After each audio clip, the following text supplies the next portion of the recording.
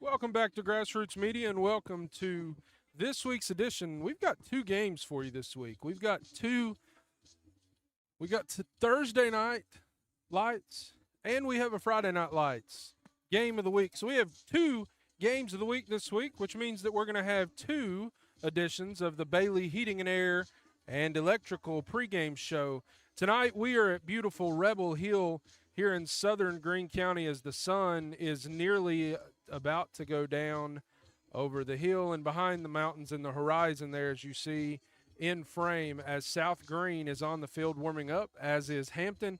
The Hampton Bulldogs have traveled to South Greene High School tonight for this Region 1 2A contest that has had championship implications for much of the last 6 years, but this year it's a little bit of a different story as South Greene has already clinched the number 1 seed and the Region 1 2A championship as they defeated West Greene last week by a score of 41-7, and Hampton fell to Eagleton Academy 36-20. So with the loss last week, with the win for West Greene, Hampton is basically, with the loss, Hampton is going to finish at least no worse than 4th, as West Greene and Cumberland Gap are eliminated from playoff contention. But South Greene has locked up the number 1 seed. Hampton, the only way that Hampton can get into the 3 seed is if they defeat the Rebels here tonight, and if winless Cumberland Gap can knock off Eagleton Academy tonight there in their game. We've got a lot of good football going on this week, a lot of good games going on tonight. There's TWSAA a few years ago decided that they were going to start scheduling the Week 11 games. So there's no bye weeks for any teams across the state of Tennessee. And it appears that in their scheduling this year that 1A, 3A, and 5A, for the most part, is playing tomorrow night on Friday night. And we've got here locally all the 2A and, so I say 2A, West Greene and South Greene are both playing tonight. North Greene being 1A, Chuggy Oak being 3A is playing tomorrow night. As we talk about region games that we have going on tonight, Cumberland Gap is going to Eagleton Academy. Hancock County is on the road at Jellicoe. Westridge is on the road to Morristown East. Hampton plays South Greene. That's the game we'll have here tonight. Northview Academy is on the road at 1-8 Sullivan East. Granger County on the road at Volunteer. Happy Valley is at West Greene, and Jefferson County is at William Blount. That is in Region 1. A lot of games around Region 1 this evening. As we talk about the games that are being played tonight, Cumberland Gap, again, 0-9, a team that has not scored. Brian Staten with his information. Thanks to Brian Staten for compiling this information. So far this year, Cumberland Gap has been outscored by its opponents 187-14. That's region opponents. They've been outscored 187-14. So if you are the Hampton Bulldogs and hoping to move into that 3rd seed, the only way that happens is if you take care of business tonight against South Greene and then Cumberland Gap somehow comes up with a miraculous victory there at Eagleton Academy tonight. Not a game that the Panthers feel like they've got a lot of hope in, but you play the game. You play the game for a reason. Hancock County, another 0-9 team. We have seen the Indians play this year. Hancock goes on the road to Jellicoe, to almost the end of the earth there in Jellicoe. Jellicoe 2-6, a team that's just much different than the Jellicoe team that we saw last year. And that is a game that we expect Jellicoe to come away with a victory in, as Jellicoe is, they don't seem like a 2-6 caliber team. Hancock County certainly is down this year. Westridge at 4-5 on the road to Morristown East there at Burke Toney Stadium in Morristown, as the Hurricanes will play Westridge. And in that game, Morristown East head coach, former Chuggy Oak head coach Dallas Kirkendall. Last year his Hurricanes were 0-10. This year's Hurricanes looking to finish a 4-6 as they will try to beat Westridge tonight. 4-6 is obviously not the mark that you want to be at, but with a win over Morristown West, Kirkendall probably feels good about the trajectory that his program there at Morristown East is heading. Northview Academy, after the game that they played last week in region against Greenville, they are on the road to Sullivan East, and it's a game in which, after you played Greenville last week, you feel like, hey, maybe we need a little bit of a feel-good pill, and certainly you like to think that you're going to be able to get that as you travel to a Sullivan East team who has just not really the season has not panned out how they would like for that to have panned out thus far in the season. Looking at Granger County on the road at Volunteer. Volunteer, another team who is struggling this season with 0 wins on the year. And it's a team that has, you like to think that last week in the battle of Hawkins County that Volunteer may have had a better opportunity just because of the fact that, they are winless, but it's a rivalry game that dates back just like the Milk Can game did.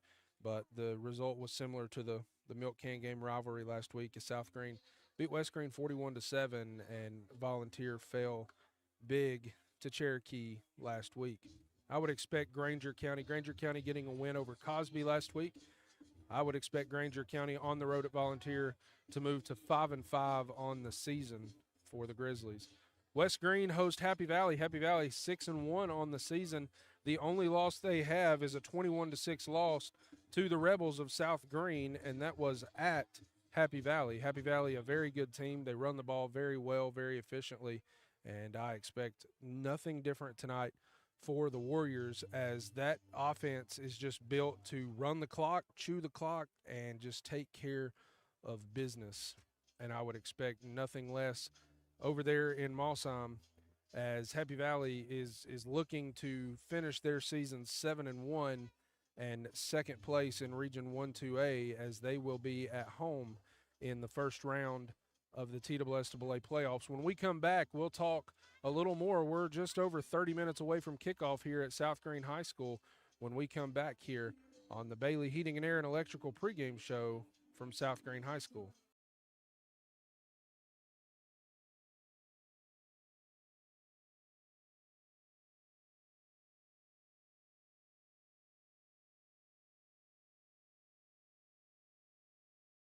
At Corner Pond, the friendly and knowledgeable staff has the experience necessary to help you out regardless the need. Have an item of value you'd like to pawn or sell? Corner Pond can help. They pawn numerous items of value, including firearms, tools, ammunition, silver, coins, and much more. When you walk through their doors, you'll find well-stocked shelves full of electronics, gaming systems, fishing and hunting equipment, car audio and accessories. And don't forget about the room full of guitars and basses and amplifiers, or their outside lawn and garden equipment. Corner Pond is a case knife dealer and carries numerous used knives as well.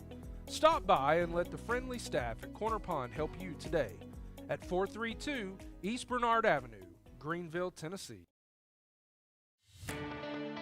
For more than 30 years, Tommie's Plumbing has served customers in East Tennessee with licensed and professional plumbing services. From installing your new faucet to replacing your existing piping system, our team at Tommie's Plumbing is trained to handle the job with professionalism, attention to detail, and integrity. By offering warranties on most products installed by our technicians, Tommie's Plumbing stands behind our work, ensuring that your plumbing needs are not only met, but that your problem is solved for the long term. When you need reliable and professional plumbing service, Tommie's is the only call to make. So give us a call today and let us show you the Tommie's difference.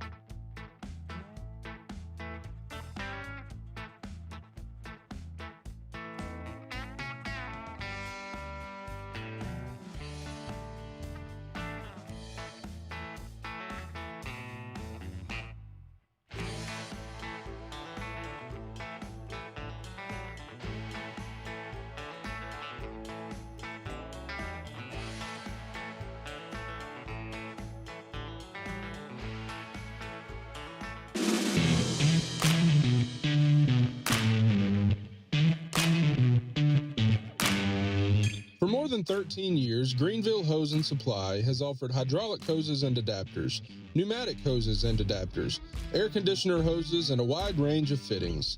They also offer custom-made hoses to your specific needs and situation.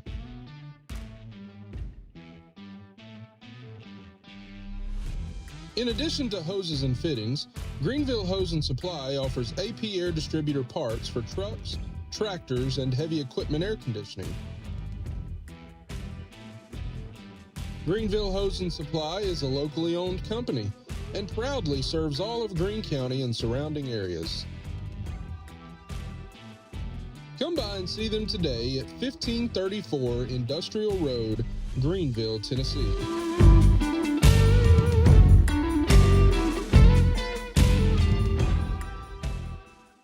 Bayleton Drug Company services the surrounding communities of Bayleton with excellent patient care using a full-line pharmacy, over-the-counter selections, and a convenient drive-thru.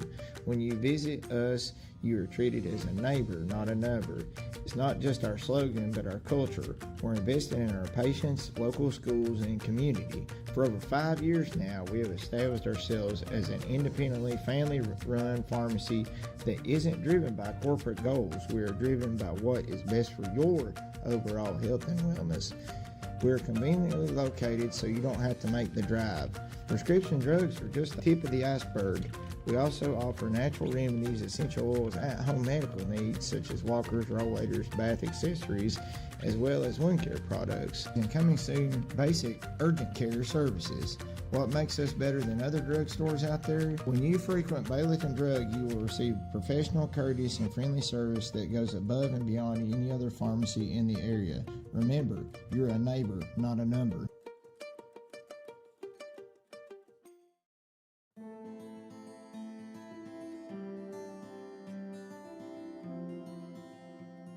My name is Robert Starnes. I'm a lifelong resident of Northern Greene County, where I currently reside here with my wife and 3 children. I was a barber in Greenville for the last 6 years, but I have recently changed locations to my new shop in Bayleton.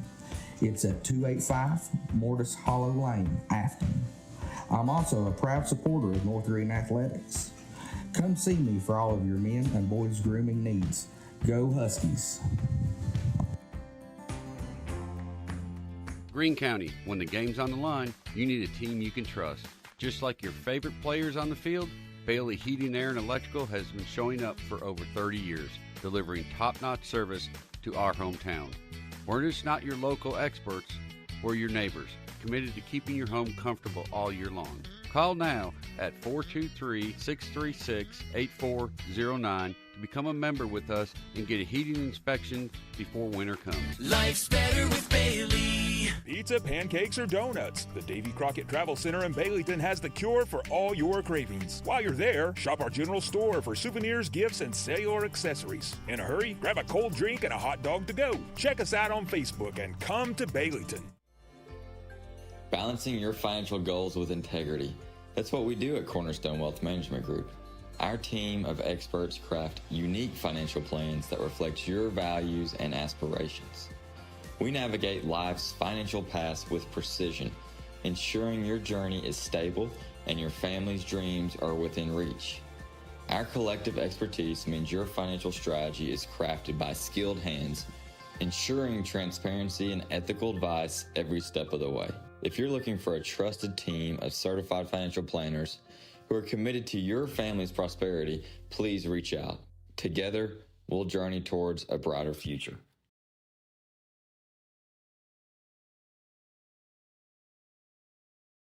At Terry's Flooring, we have quality products along with quality installers that can make your space look better than ever before. The craftsmanship that our installers bring to the job site is unmatched.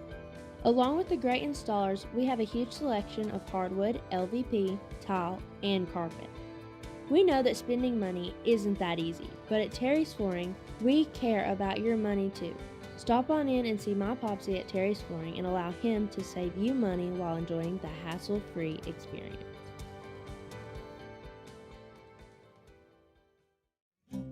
After serving as a barber in the United States Navy, Joe Smith opened his barbershop in Greenville, Tennessee in 1975.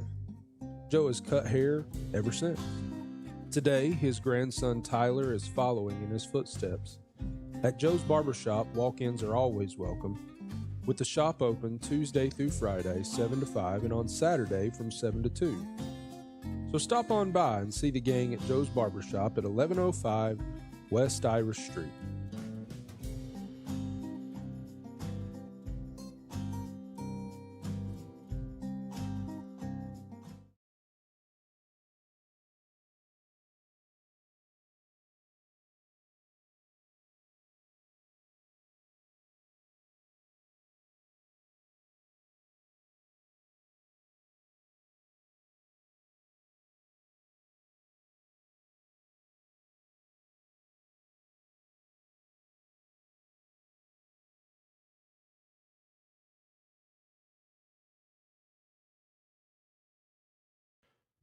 Welcome back to Grassroots Media. I have a special guest commentator tonight. He's going to be here with us for the Corner Pond Thursday Night Lights presented by McAfee and McAfee Attorneys at Law.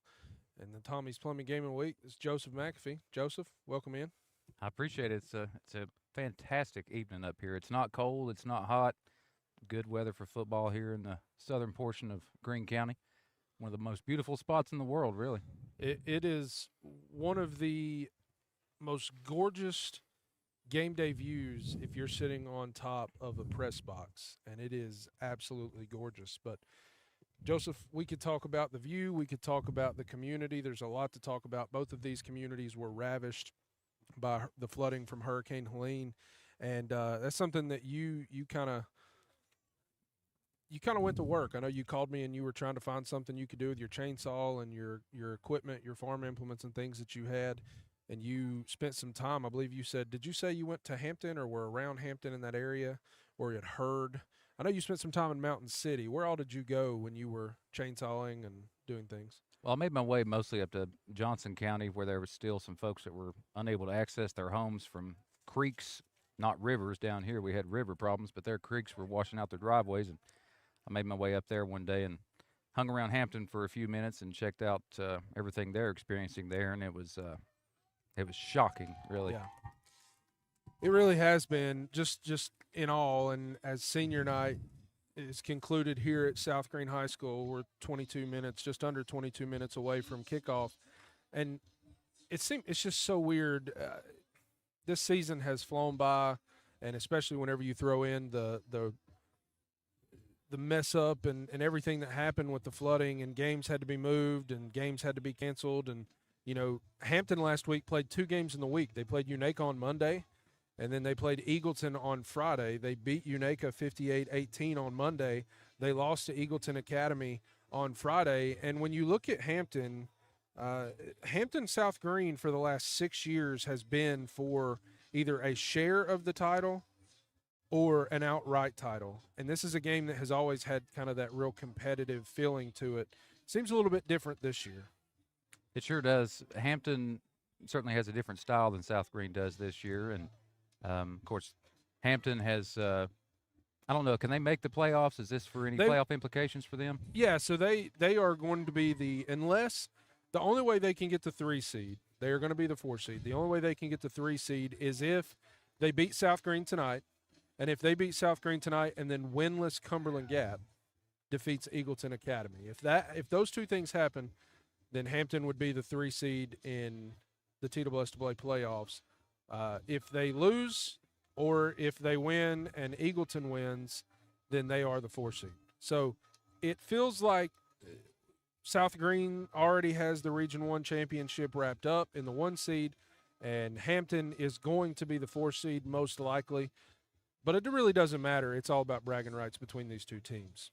And we'll see how much all the underclassmen at South Greene like their seniors. That's what they're playing for. And Hampton, of course, is going to have no shortage of motivation trying to make it into the playoffs and keep playing this season.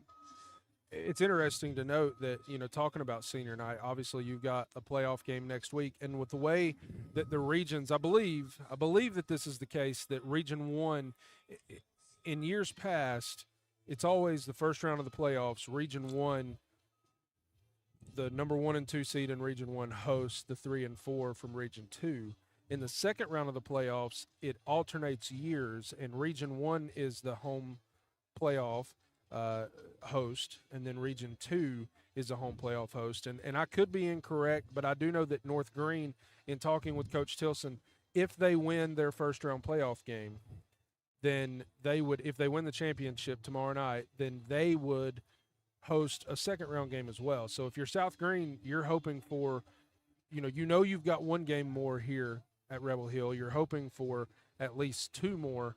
But it's a rivalry game. It's the second oldest rivalry. Well, actually, the third oldest rivalry game for South Greene. West Greene's obviously the oldest.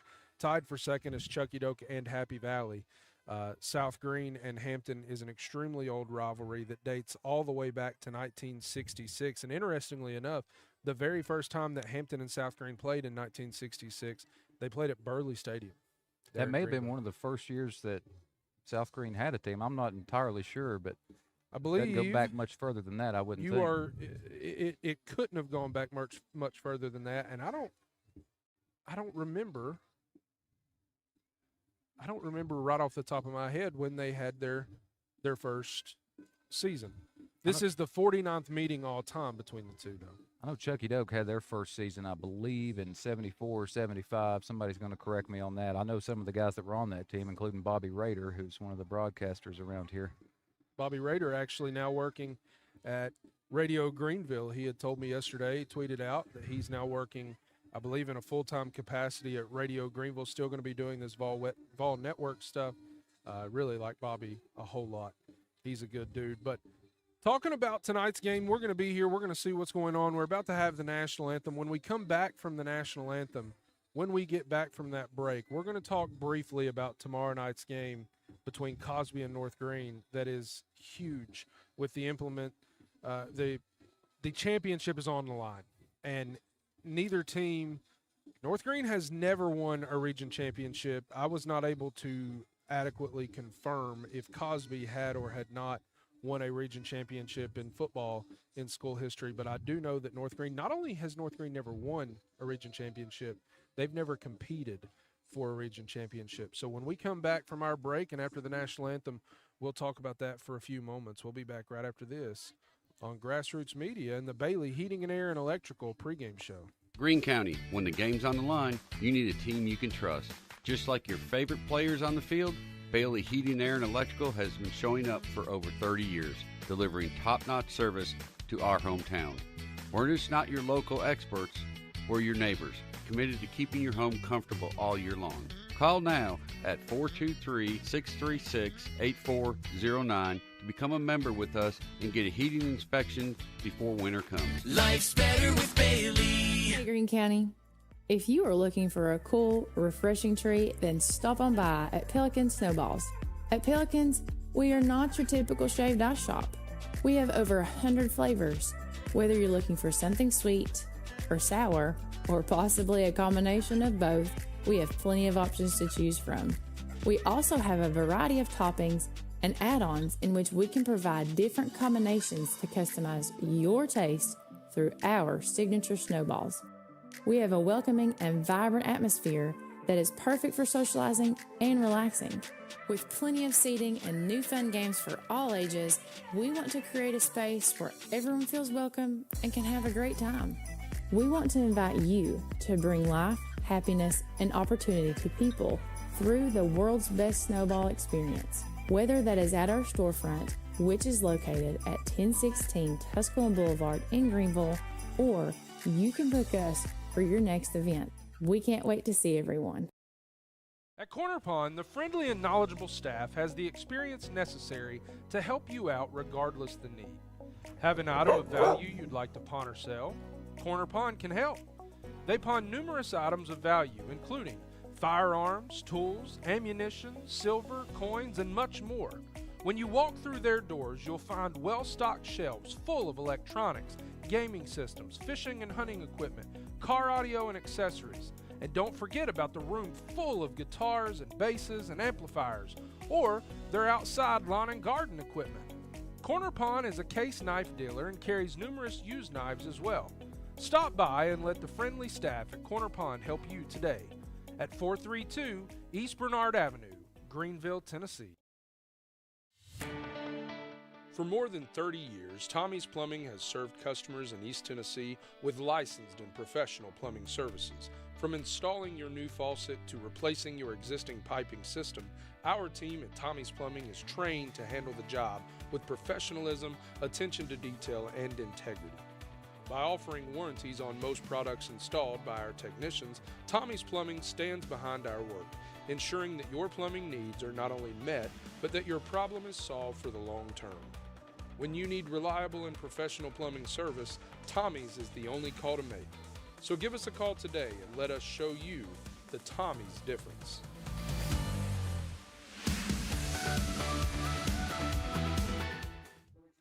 Welcome back to South Greene High School. Welcome back to the Bailey Heating and Air and Electrical pregame show. Joseph, we talked about before we went to break, tomorrow night, really important game if you are a fan of the North Greene Huskies, as the Huskies will take on Cosby in a Region 1 1A championship game. The winner will be crowned the champion and have the number 1 seed overall. I know that you've been doing some research today, things like that. I don't know how much research you did into that game. What do you know about the Huskies? What do you know about maybe Cosby a little bit there? Well, I know the Huskies are not entirely used to having a lot of success. They've had a great year this year. Their success is everybody in this whole community's success, really. So whether you're a North Greene fan or just a football fan, you got to be cheering for the Huskies. And if you're from Cocke County or elsewhere, cheer for the Eagles, right? Cosby Eagles, if I'm not mistaken. Yeah. It's a big game tomorrow night, and I know that in talking with Coach Tilson, we sat down with him and did a little bit of a cinematic documentary style interview talking about his journey to North Greene High School and just his journey to develop and establish that program.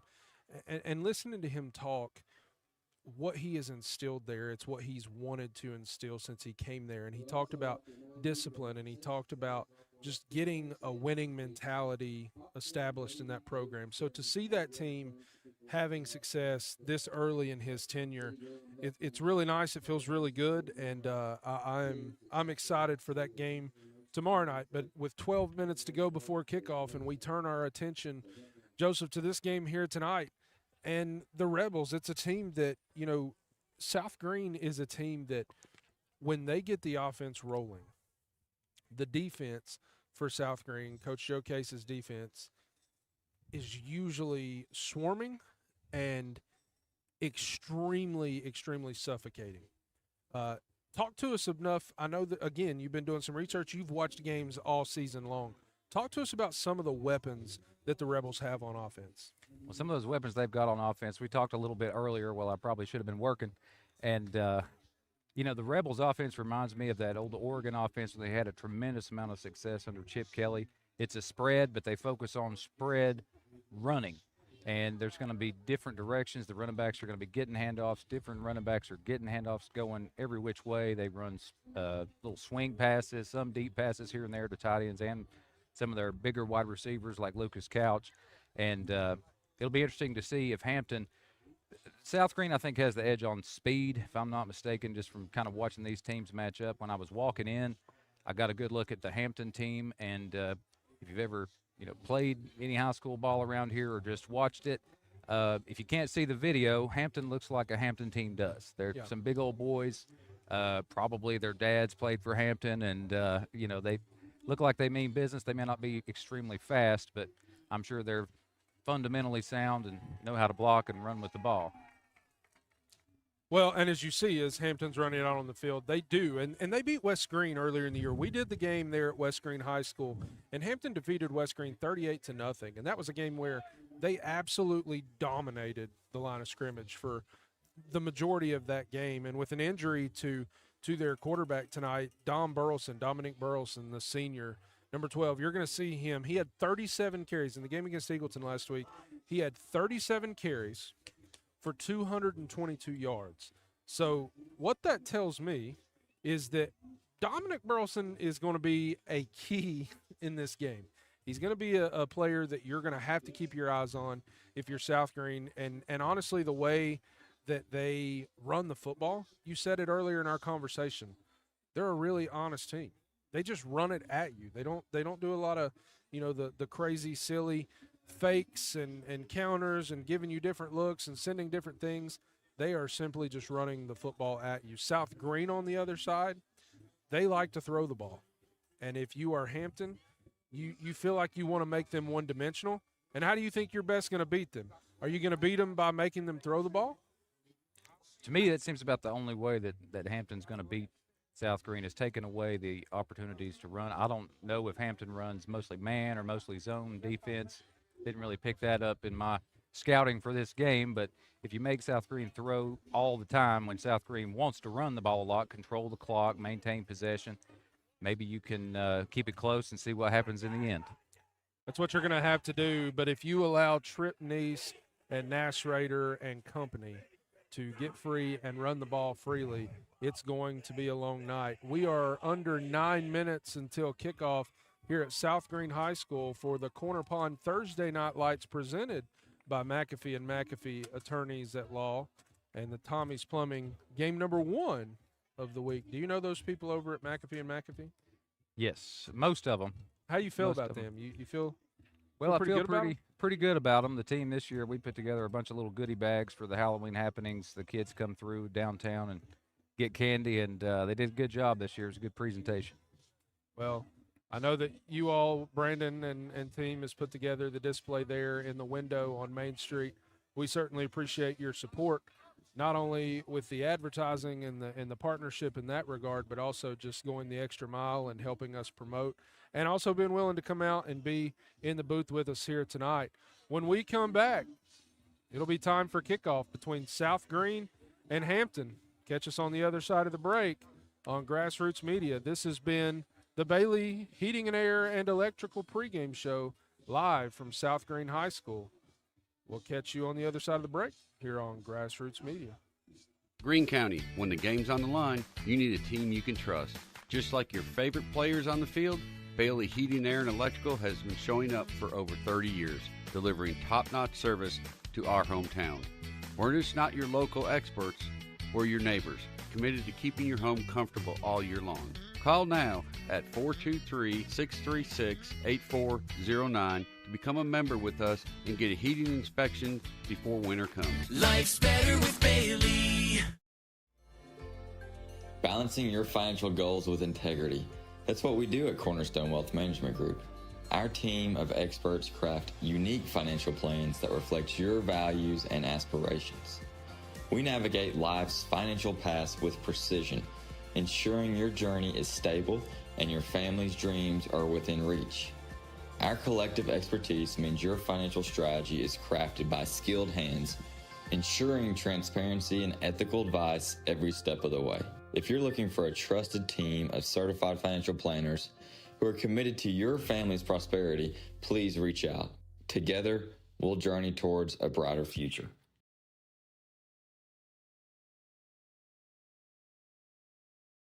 At Terry's Flooring, we have quality products along with quality installers that can make your space look better than ever before. The craftsmanship that our installers bring to the job site is unmatched. Along with the great installers, we have a huge selection of hardwood, LVP, tile, and carpet. We know that spending money isn't that easy, but at Terry's Flooring, we care about your money too. Stop on in and see my Popsy at Terry's Flooring and allow him to save you money while enjoying the hassle-free experience. After serving as a barber in the United States Navy, Joe Smith opened his barbershop in Greenville, Tennessee in 1975. Joe has cut hair ever since. Today, his grandson Tyler is following in his footsteps. At Joe's barbershop, walk-ins are always welcome, with the shop open Tuesday through Friday, 7 to 5, and on Saturday from 7 to 2. So stop on by and see the gang at Joe's Barbershop at 1105 West Irish Street.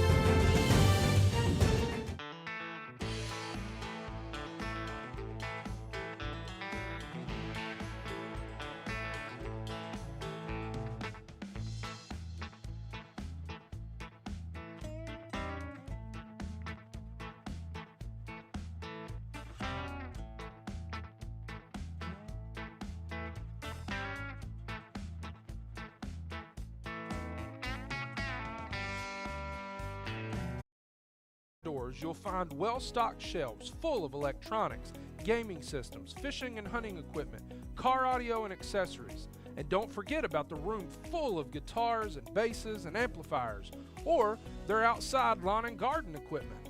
Corner Pawn is a case knife dealer and carries numerous used knives as well. Stop by and let the friendly staff at Corner Pawn help you today at 432 East Bernard Avenue, Greenville, Tennessee. For more than 30 years, Tommie's Plumbing has served customers in East Tennessee with licensed and professional plumbing services. From installing your new faucet to replacing your existing piping system, our team at Tommie's Plumbing is trained to handle the job with professionalism, attention to detail, and integrity. By offering warranties on most products installed by our technicians, Tommie's Plumbing stands behind our work, ensuring that your plumbing needs are not only met, but that your problem is solved for the long term. When you need reliable and professional plumbing service, Tommie's is the only call to make. So give us a call today and let us show you the Tommie's difference.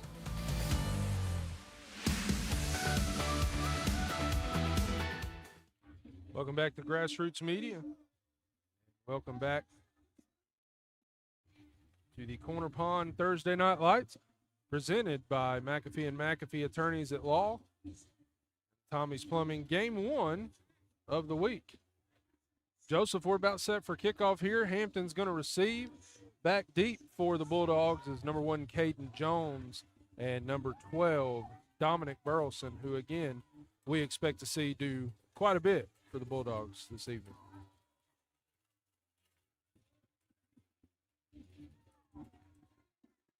You can kind of feel it there again. Just, it's one of those deals where South Greene Coach Sean Jones this week said, and he talked to us last week too, that they feel like they want to finish the season off on the right note going into the playoffs, and this is a good way to do it against a good opponent. If you're lucky enough to make the playoffs, you want to head into the playoffs with some momentum if you can. Absolutely. Set to kick is Brent Wilhoit for South Greene.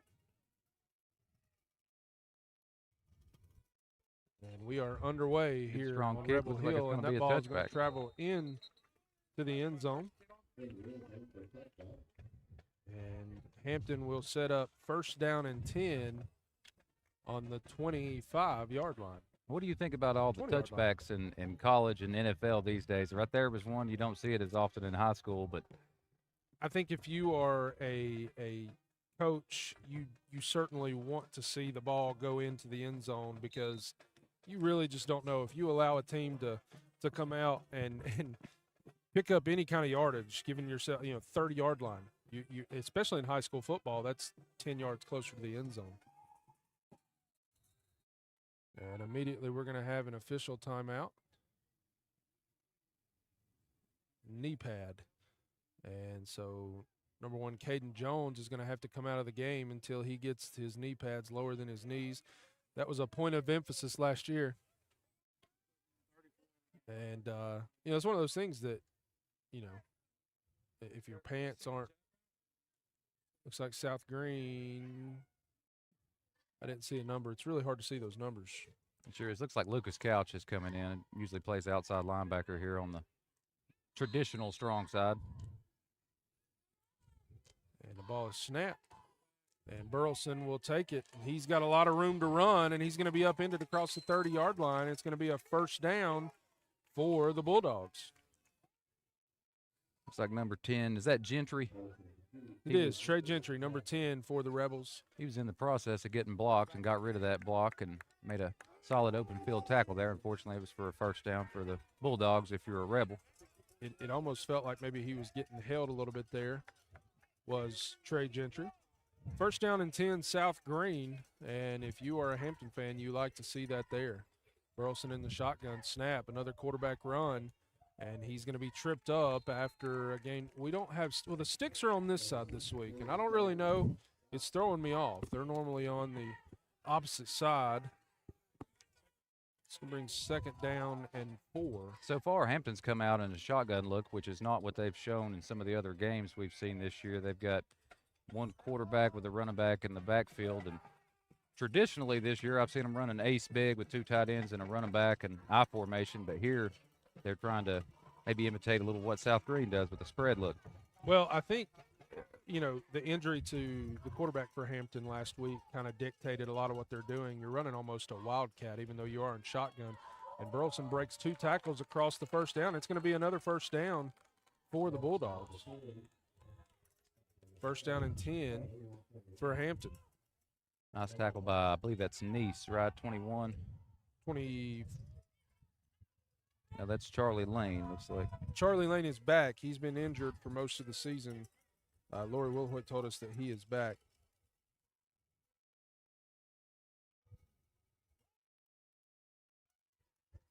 And first and 10 for the Bulldogs. A missed tackle in the backfield, and Peyton Townsend is going to gain 2, possibly 3 on the play.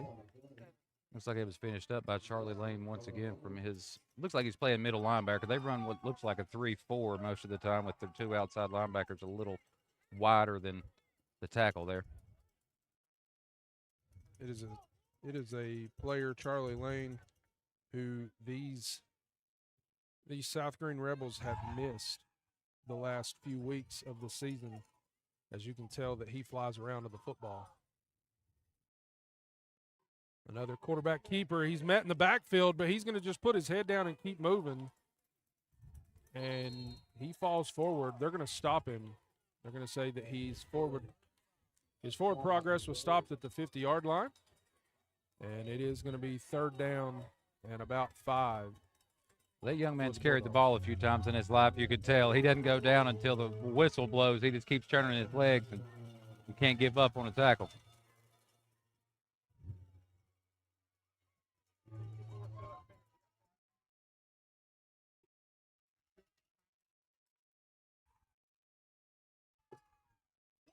And snap, quarterback keeper. And again, breaking through the line of scrimmage, it's going to be another first down. And again, right now, the South Greene Rebels on defense they look surprised, and it's what you probably seen on film. But up front, you mentioned it, Joseph, before the game started in the pregame. This offensive line is big. They're big, and it looks like Zeke Rader from maybe some safety position or outside linebacker saved a touchdown there. Yep, that guy would have already been halfway back to Greenville. And it's going to be a fake handoff read option, and he's going to be tripped up after a gain of 1 as South Greene with good pursuit. Again, that's what you're going to have if you are going to be successful tonight against this offensive attack from Hampton. Once again, another solid tackle by Gentry, I believe, number 10 from his cornerback spot. I imagine they may have to try to run a separate direction if he's going to tackle so soundly all night. Yeah, for South Greene right now, it's just about flying to the football. And a lot of the yards that Burleson has been able to get on this drive have been on 2nd and 3rd effort. You just got to fly to the football and clean up. 2nd and 9. Burleson takes a snap. Quarterback ahead, lead blocker. Follows that lead blocker, makes 1 cut, and it's 7-8 yards down the field before he is touched. And it's going to be another first down, Hampton. At some point, I'm not going to be surprised a bit if South Greene changes their defensive alignment and tries to get a little more, shall we say, beef in the game, because they've got a lot of speed in there, and it's not really jiving too well with the way Hampton's just running it right at them. Right now they're running their base 3-4 look with walk-up outside linebacker, but you got to think about maybe putting in a 5-man front and closing up the hole. I mean, there's a lot of room there in the 1 and 2 gaps. First down and 10, and that time it's going to be carried by Isaiah Belcher. You would call that Belcher may be somebody that carries the ball for the Bulldogs. And it is going to be 2nd down after a loss of 1. It's going to be 2nd down and 11. And it's the first time that South Greene has gotten Hampton to go backwards in this game.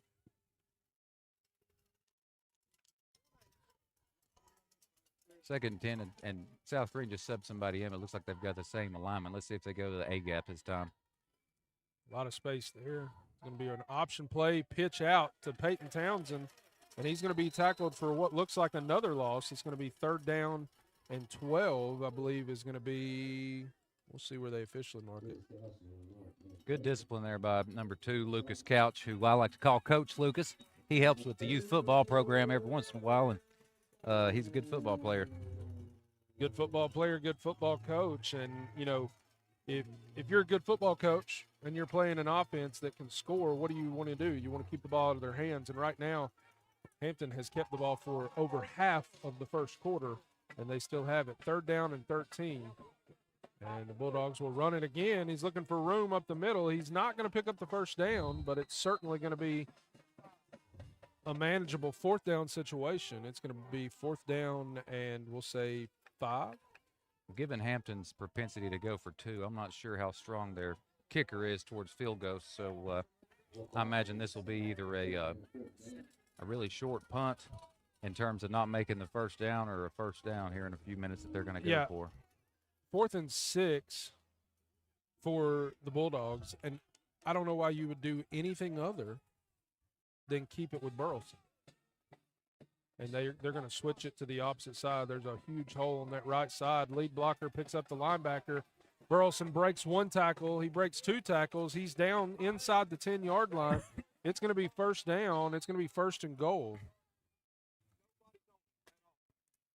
Some people are just strong runners, and that kid is a strong runner. He is a strong runner, the definition of a strong runner. And honestly, right now, what the coaches for Hampton are seeing is the same thing that we're seeing, is that if you'll pay attention, the running back is moving to the side of the quarterback where there is not a defensive tackle in that gap. And just lead blocking in the hole. 1st and goal, handoff, Belcher. Belcher tries to run away from the South Greene defense, and he does. It's going to be a touchdown. Hampton, touchdown, Isaiah Belcher, and Hampton's on the board first. They did the same thing you just mentioned, except that time it wasn't the quarterback keeping it. The running back just ran straight into that area where there's no tackle. And Isaiah Belcher, with as strong of a runner as Dominic Burleson is, Isaiah Belcher is as fast as a runner. And you just mentioned it, the Bulldogs will go for 2. Snap to Burleson. Burleson is hit at the line of scrimmage. He dives forward. We're waiting on a call. And they say he's in. And just like that, after a nearly 8-minute drive, Hampton finds the end zone. 2-point conversion is good. The Bulldogs lead South Greene 8-0. We'll be back right after this on Grassroots Media. At Corner Pond, the friendly and knowledgeable staff has the experience necessary to help you out regardless the need. Have an item of value you'd like to pawn or sell? Corner Pond can help. They pawn numerous items of value, including firearms, tools, ammunition, silver, coins, and much more. When you walk through their doors, you'll find well-stocked shelves full of electronics, gaming systems, fishing and hunting equipment, car audio and accessories. And don't forget about the room full of guitars and basses and amplifiers, or their outside lawn and garden equipment. Corner Pond is a case knife dealer and carries numerous used knives as well. Stop by and let the friendly staff at Corner Pond help you today at 432 East Bernard Avenue, Greenville, Tennessee. We're back here at South Greene High School. South Greene set to receive the kickoff after an impressive, it's really all I have to say, after an impressive drive by the Bulldogs. Not something I honestly expected, Joseph.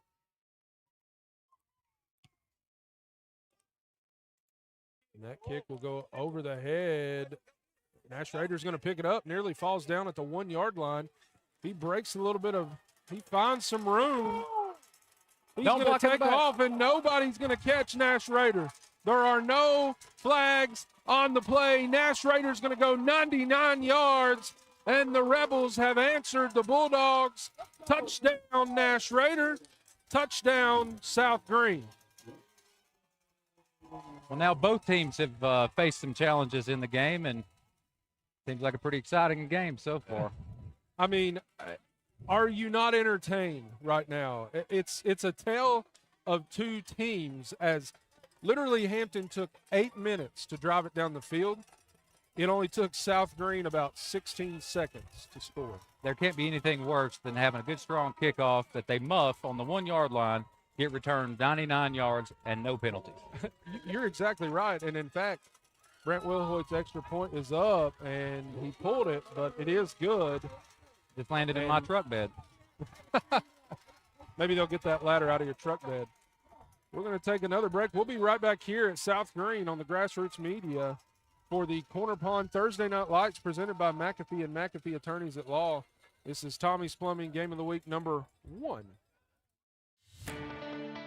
For more than 30 years, Tommie's Plumbing has served customers in East Tennessee with licensed and professional plumbing services. From installing your new faucet to replacing your existing piping system, our team at Tommie's Plumbing is trained to handle the job with professionalism, attention to detail, and integrity.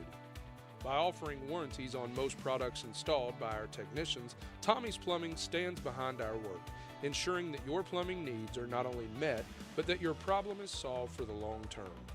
When you need reliable and professional plumbing service, Tommie's is the only call to make. So give us a call today and let us show you the Tommie's difference.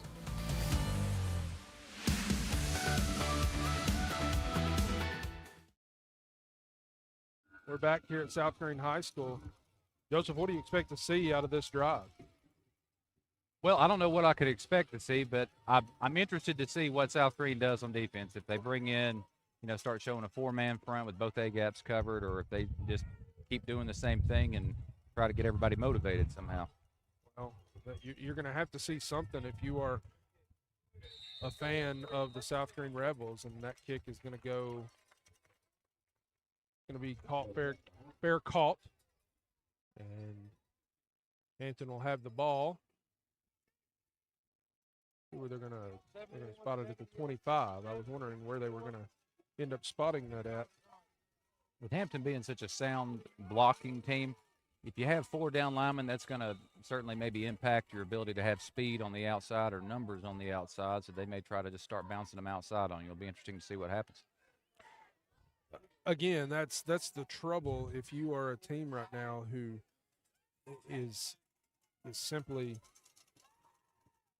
they're running the football straight ahead. Again, we see it again. Burleson running straight ahead, slipping tackles, dancing around, and he's going to pick up 4 yards, 5 yards. It is going to be 5 yards. It's going to bring up 2nd down and 5, and it's not – you know what they're doing. You don't have to do a whole lot of film study with this type of offense right now. He was hit 2 yards in the backfield, broke the tackle, and gained 5 yards.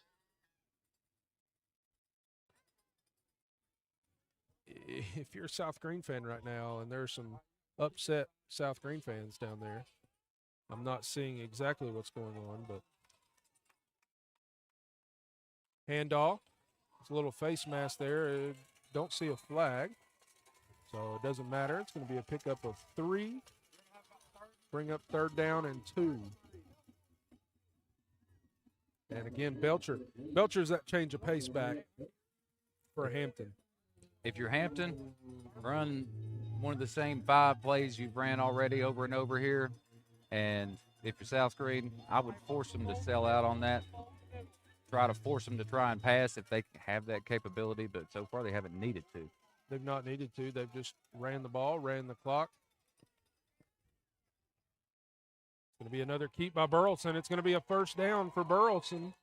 And into the secondary of the South Greene defense. Heard a lot of whistling. I'm not sure Burleson could outrun everybody on South Greene's team in a dead sprint, but he's very fast at changing direction. Right there, if you watch the replay or watched it live, he zigzagged through different blockers and levels of that defense to get that 1st down. And he's so hard to bring down because he's not a scat back, like you said. He's not going to just run by everyone, but he's shifty. Left and right, he's shifty. He's hard to hit. He's hard to wrap up. And if you can't wrap up, it's hard to bring him down. Got another official timeout. And we're not very consistent on the clock here.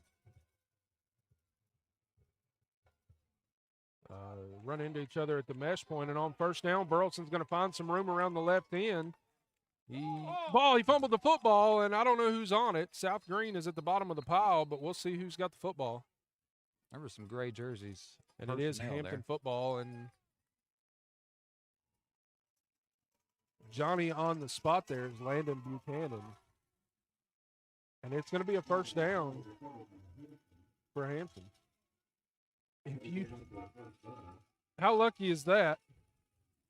I know one thing. If you're a football coach, youth football, high school football, you like players that recover fumbles, whether it's for defense or keeping it on offense. Those are some of your favorite players. Well, it's to recover a fumble, you have to be chasing the play around the play, and usually that's because you are hustling, and you certainly do like to see that. Handoff, Peyton Townsend. Townsend's going to pick up 4 yards on the play. Second down and 6 for the Rebels. Hampton is winning what you call the battle of the trenches so Yes. far, and it's hard to really explain. They're running where the gap is, where there's no defensive tackle, and sometimes they're running in that direction and then changing direction at the last minute and running through arm tackles. It's wild to see because I've not seen a whole lot of change for South Greene yet. Maybe they don't feel like they need to. Maybe they feel like they just need to do a better job up front and filling holes as linebackers.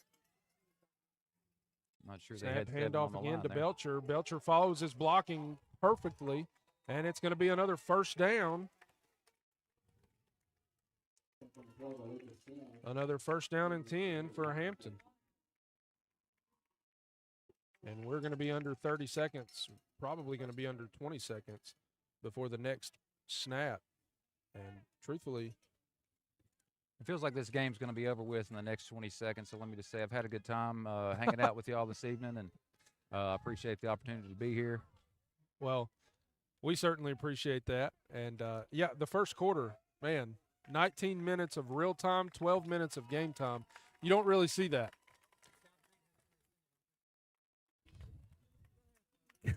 Kyle Benjamin just alerted us to the fact, something that I had not even thought about, but the entire first quarter just expired. That's right. I thought about it at the same time or maybe slightly before he did, and that's a good observation. Taking the credit there.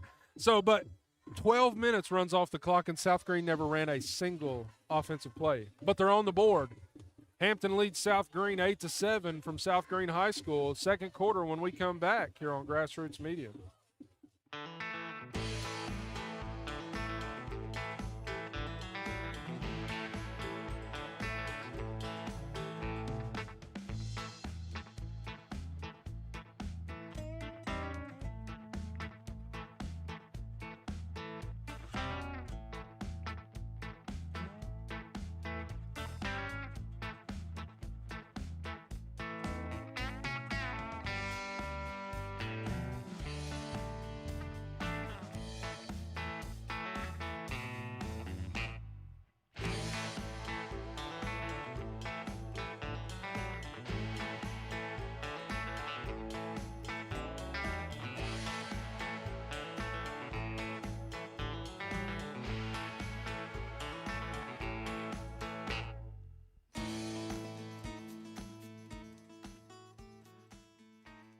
We're back here at South Greene High School, and Hampton set to take the first snap of the second quarter.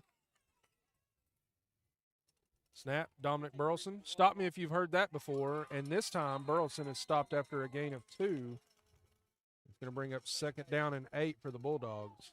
They lined up in the shotgun, strong left, split ends with number 40, who is a running back and maybe a healthy 200-some pounds, and they ran right behind him. Well, you look at 40, big kid. Then you look at 78, full-grown man. He is a very, very big left tackle for Hampton. And essentially, you know, number 40 there, that's Jaden Kuhn. He's essentially a tight end. A bad snap handled by Burleson, and Burleson's able to find room around the left end, and he's going to be close to a first down. It's not going to be. It's going to be third down and about 3 for the Bulldogs. Bad snap, kept his cool, and did not run with any fear. That kid runs hard. It's pretty impressive, too, when that snap happens to not just kind of freak out a little bit. As you're worried about, not only your own personal safety as kids are coming down on you and possibly going to smash you in the backfield, but you've got to keep your composure and make sure that you're doing the right thing. He's probably used to getting all that sound blocking from his offensive line. Again, South Greene is shifting on the defensive line now, but they're double teaming the shade, the 1-2 technique, and right now that's all they need.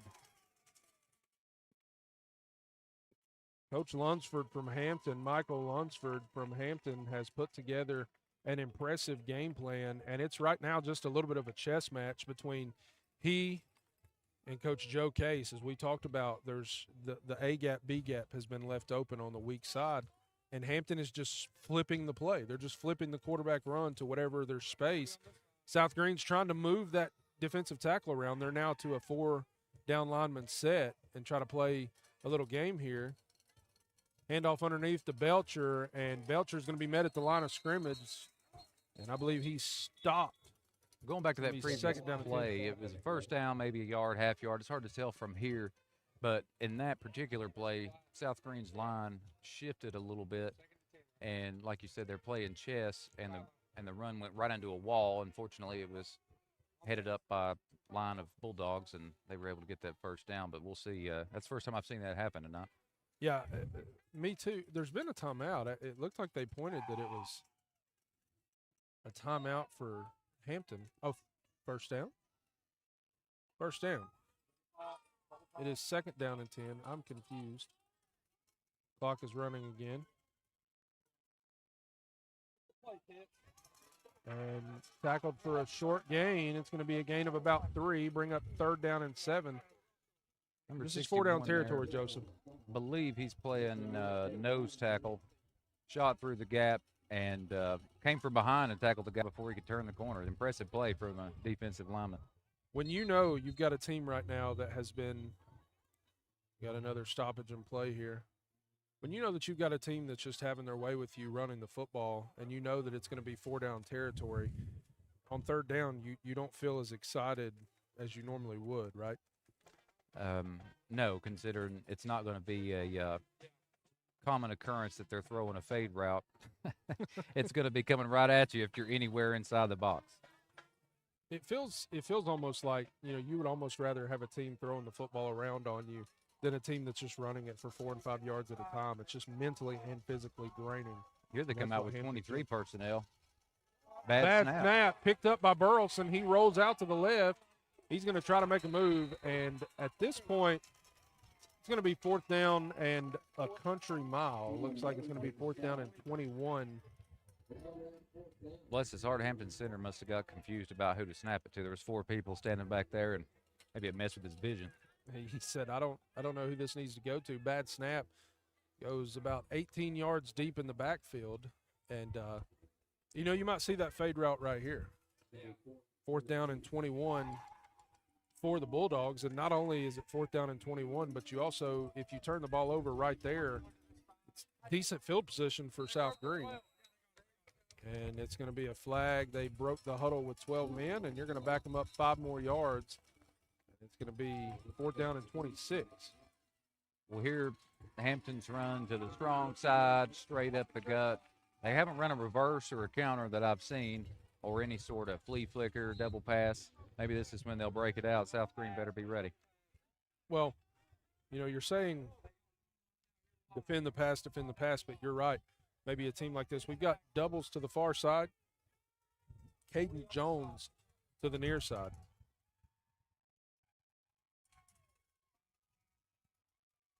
Burleson's going to tuck it. He's looking downfield. He's going to have nobody. He evades the first tackler, but he's going to run out of bounds, and it's going to be a turnover on downs. South Greene is going to take over 1st down and 10. And with 7 minutes and 40 seconds to go in the second quarter, South Greene is going to take their first offensive snap. That may be a record. Well, Burleson's a football player. He just ran out of bounds on 4th down, which I've seen a couple of my favorite Tennessee Vols do. And don't remind me. That's a heartbreaker when you do that, but I saw his coach just give him a nice pat. He's carrying a lot of load, and sometimes you want one back, but just got to snap and clear, as they say. Well, you don't want to take a shot when you're 20 yards away from the 1st down marker. First snap for South Greene, handoff Nash Rader. And he picks up 2 yards. And it's going to bring 2nd down and 8 up for the Rebels. If South Greene decides to run the ball a lot tonight, we could be in for a short, very, very short night if both teams are running it. Under 7 minutes to play when this play is over in the pistol formation. Doubles, that's Gentry in motion. Hand off underneath to Raider. Raider's going to try to find some room. He nearly falls down, and that should be targeting. It's not going to be, but it was helmet-to-helmet contact. And it is 1st down and 10 for the Rebels. And Raider is showing the signs, a little bit of shaking up there. I don't know if you saw that or not, but that was straight helmet-to-helmet contact. I don't know that young man personally, but he's run the ball a lot in his time up here. And sometimes I see him shake his head really fast after a tackle, and it starts making me nervous, starting to look for concussion symptoms, and he's doing it a few times since he just got tackled. It makes me a little bit nervous for him. He is certainly one who has toted the rock a lot for the Rebels in his career. Handoff on a jet sweep to Gentry. Gentry around the side, and he's going to be hit hard out of bounds. It's going to be a pickup of 5 and bring up, they're going to say 4. It's going to bring up 2nd down and 6 for the Rebels. Joseph, you talk about just how South Greene has ran the ball a lot. That's a wrinkle that we've really not seen a lot from the Rebels, is that jet sweep action. They send Gentry in motion a lot, but normally they hand it back off underneath. It's a good thing to try and keep the defense's eyes moving around, having to keep track of different things, complicating their job and locating the ball and tackling the ball. Swing pass out to Raider. Raider has a lot of room. Raider has blockers in front of him. And there's going to be a flag on the play. I'm not sure what the flag is going to be for. It's behind the tackle, behind the block, and they're going to call South Greene for holding. And at the spot, it's Number about 10, a yard. Gentry had his hands up, which indicates that I just held somebody or hit somebody in the back, and maybe the ref picked up on it. It is going to be a hold against the Rebels. It's a 10-yard penalty. It should be from the spot, which will mean that it's going to bring up a 2nd down and about 9 is where it should be. We'll see where they end up marking it. But from the spot, it may actually be 2nd and 8. Which, obviously, you don't want to negate that big play. But it's almost a wash, and you're going to end up with you technically lose 1 yard on the play. It's going to be 2nd down and 7. I'd keep that play in my pocket for a little later, too. It was wide open, and the hold, he still would have got a 1st down. He did have a lot of room to run. Quick pass out to Trip Neese. Trip Neese has blockers. Neese just runs over kids down. It's going to be a 1st down. Right at the line to gain, but I believe they're going to give it to him. Well, having the ball run straight at you by Hampton can wear you out. But a team getting 1 more yard than they need to every time they need a 1st down can also take the wind out of your sails, just like what Tom Brady did forever at New England. Every 3rd and 8, he'd get 9 yards. And when you do those quick throws, it's an extension of the run game. It's just getting the ball out in space, and Coach Joel Burns does a really good job of that. We got another official stoppage. I think maybe a clock malfunction. There are more officials on this side of the field than I think I've ever seen.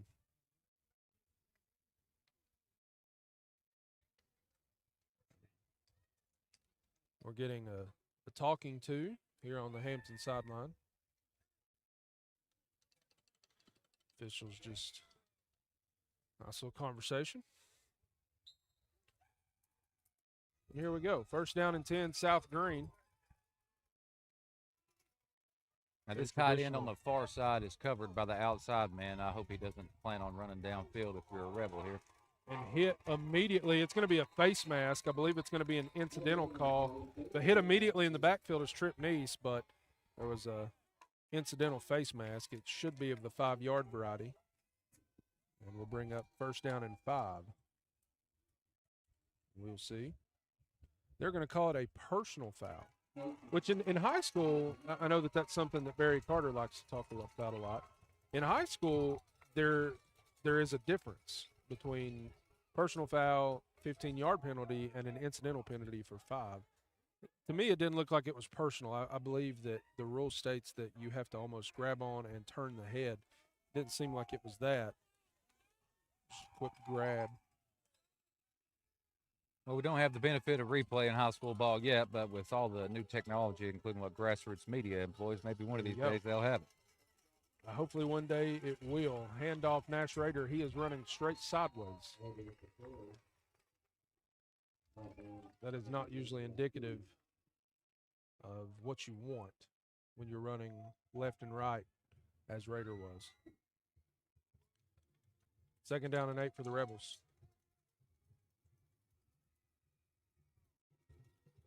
You know, it's 8-7. Going to have 4 minutes to go when this ball is snapped.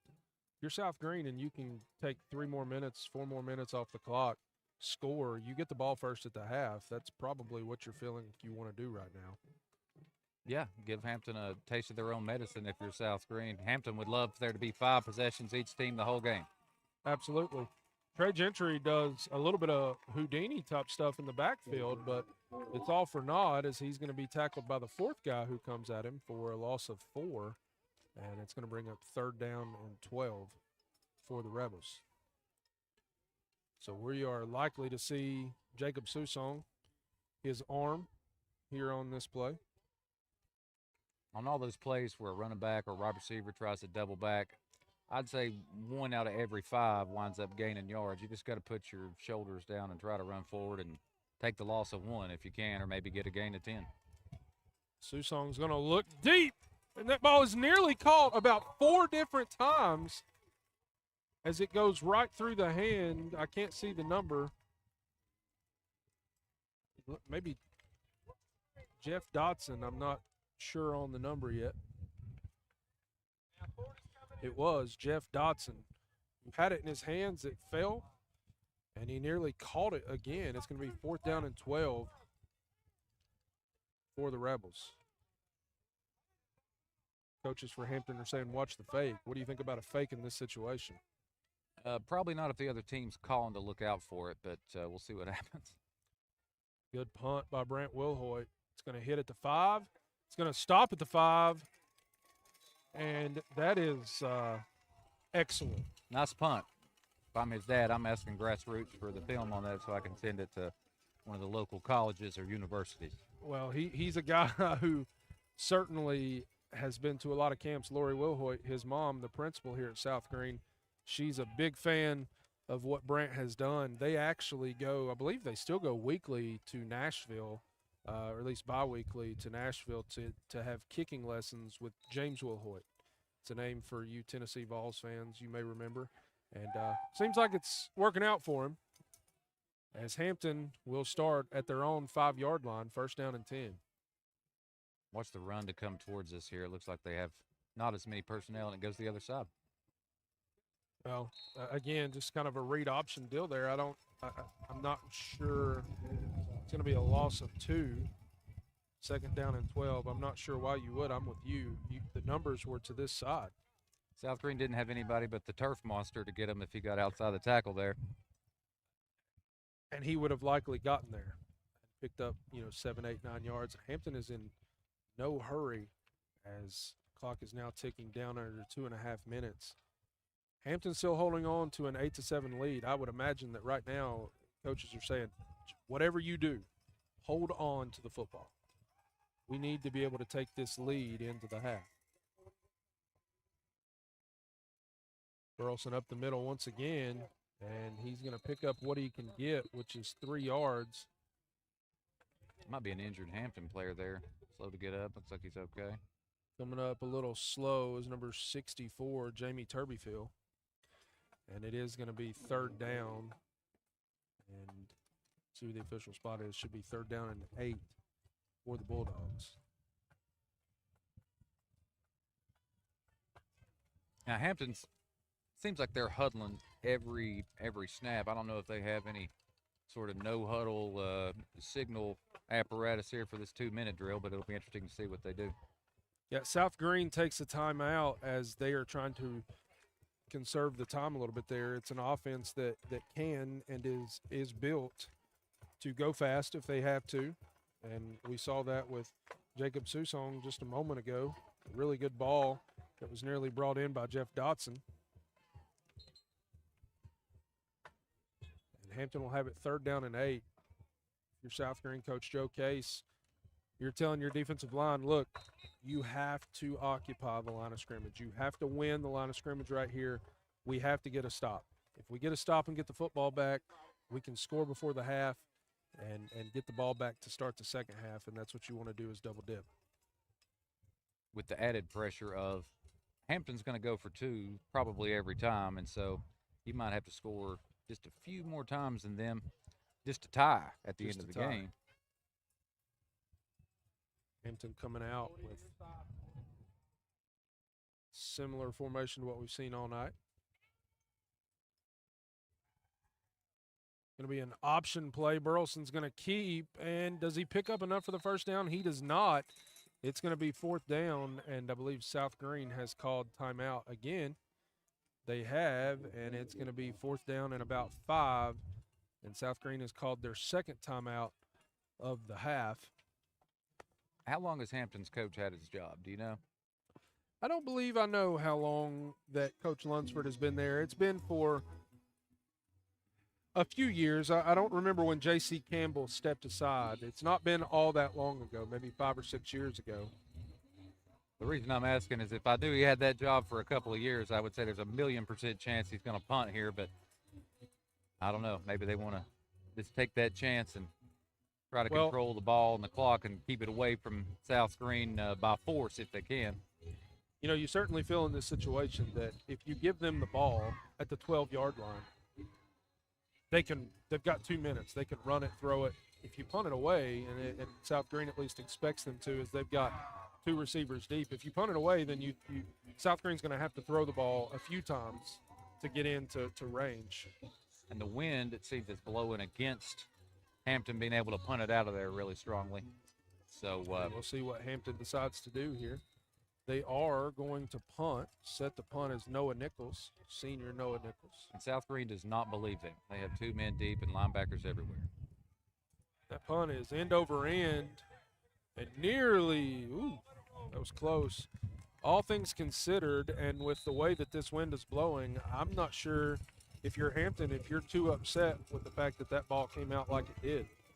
Oh, no, there's a lot of other options that could have happened that would have been a lot worse than taking the ball and making them start on the 42 with 1:51 left. Well, if you get that ball up in the air and it's spiraling, it probably blows almost right back in your face. So it was not a pretty kick, but it was an efficient kick. South Greene will take over 1st down and 10 at the Hampton 42-yard line.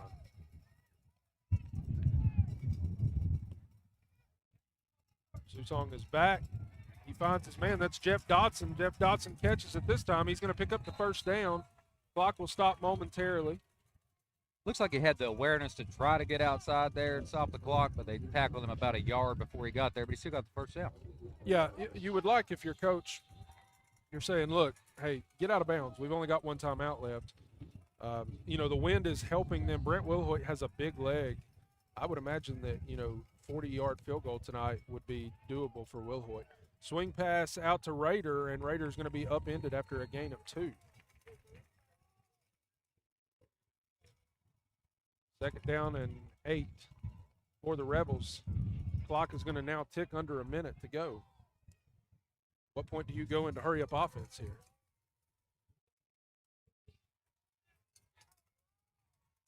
South Greene has a doubles look. Susong's going to look deep. He's got a man, and he just overthrows him.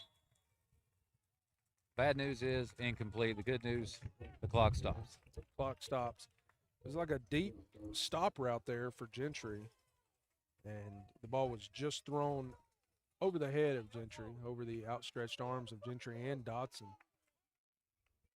And it's going to bring up 3rd down and 8. Again, with the wind in your favor, the ball on the 28-yard line. about 7 yards for a snap. You're looking at about a 45-yard field goal from right here.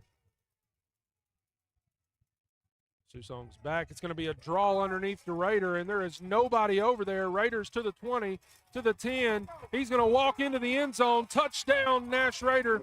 Touchdown, South Greene. That's a play from the old double wing. Misdirection. Quarterback hands it off in a way that maybe you don't even notice it being handed off going the other way when Hampton's team's going to the left. Raiders going to their right. Touchdown. Absolutely very well designed draw play there for South Greene on 3rd down and 8. Everybody here is thinking, hey, we need to expect the pass. South Greene says, nope, not today. I get the impression that play was not just drawn up on the sideline. That's probably something they've had in their pocket to run in just those situations. For a while, kick is up, kick is good. South Greene takes the lead over Hampton, 14-8. We'll be back right after this on the Corner Pond Thursday Night Lights, presented by McAfee and McAfee, attorneys at law. This is game number 1 of the Tommie's Plumbing games of the week.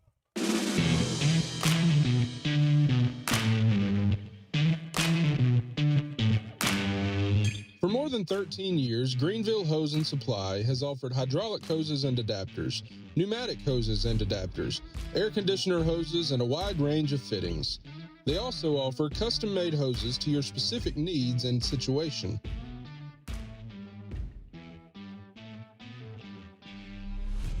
In addition to hoses and fittings, Greenville Hose and Supply offers AP air distributor parts for trucks, tractors, and heavy equipment air conditioning. Greenville Hose and Supply is a locally owned company and proudly serves all of Greene County and surrounding areas. Come by and see them today at 1534 Industrial Road, Greenville, Tennessee.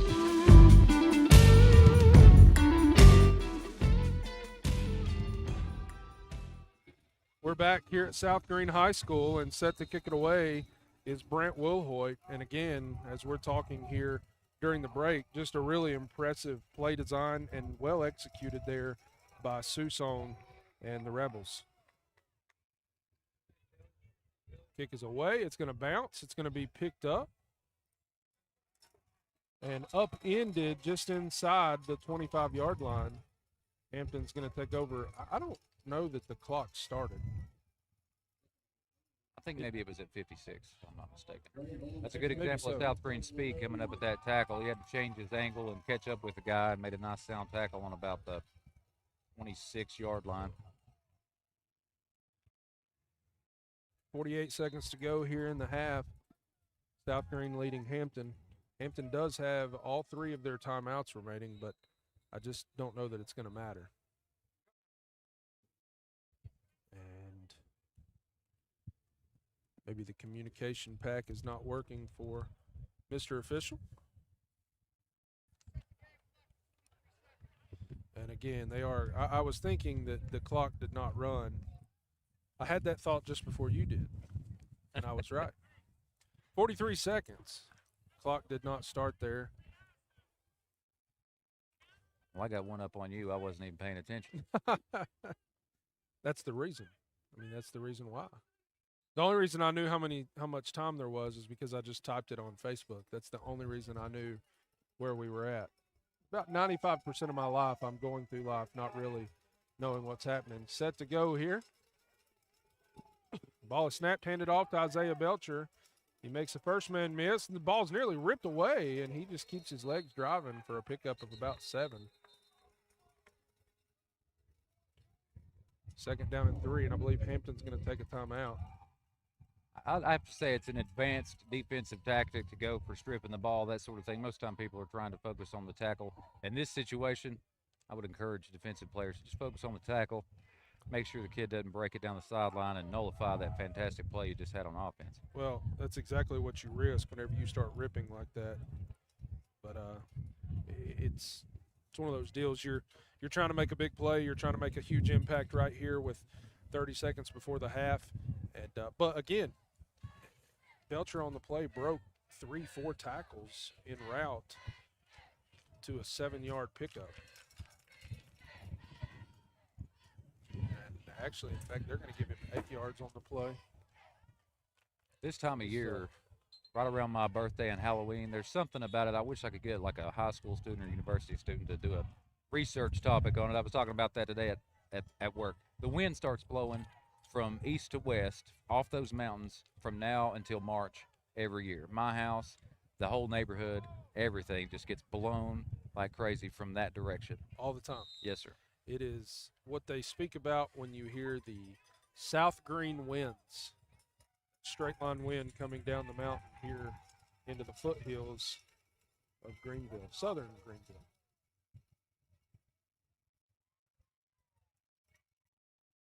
Burleson on the option pitch, and it's going to be caught by Caden Jones, and Caden Jones is going to be up in it. It's going to be a first down. Pretty good discipline there. It looked like the safety had the pitch man, and the outside linebacker, the stand-up outside linebacker, had the quarterback, and they still gained some yardage, but it wasn't what Hampton wanted, that's for sure. No, they got the first down. It's another timeout from Hampton. It's going to be one left for Hampton. And first down and 10. I don't know. I mean, I'm surprised South Greene's doing so well against this option attack. I haven't seen Hampton do it. I'm sure they've done it this year. I don't claim to watch all their games, but you don't see it very often. And South Greene has showed good discipline on every single option play Hampton's run tonight. Well, especially after you've been toasted up the middle. You would think that your linebackers are kind of keyed up for that dive play up the middle between the guards, between the tackles. So whenever you run out wide and you run an option play, to be ready to make that play is, again, like you said, is impressive.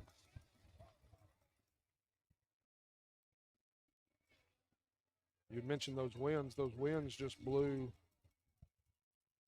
the cover to the press box up here, blew it down, and I thought we were going down. Snap. It's a fake run, looking to throw the ball is Burleson. He's still looking to run. He's going to run. He smartly should go out of bounds, and he does. 18 seconds remaining. Going to bring up second down. And we'll see.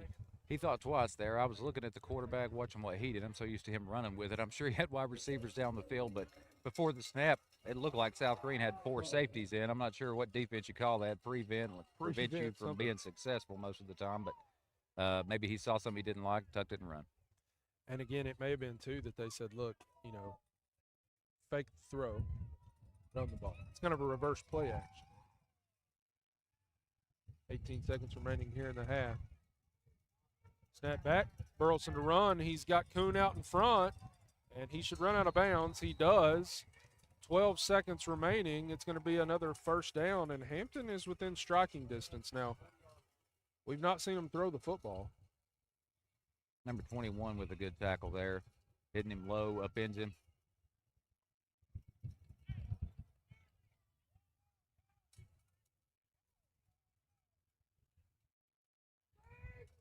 And, of course, Burleson, number 12, is such a tough runner. I'm sure he doesn't care. He got what he wanted out of it. Absolutely, and he does not shy away from contact at all.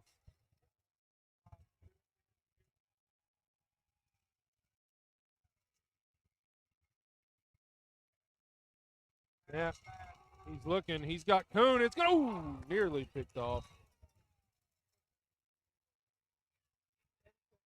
Nearly picked off, and it's going to be second down and 10. And I don't know why you're on the 42-yard line and you're running a little tight end dump. I don't know about it. South Greene is fortunate that number 40 did not catch that ball.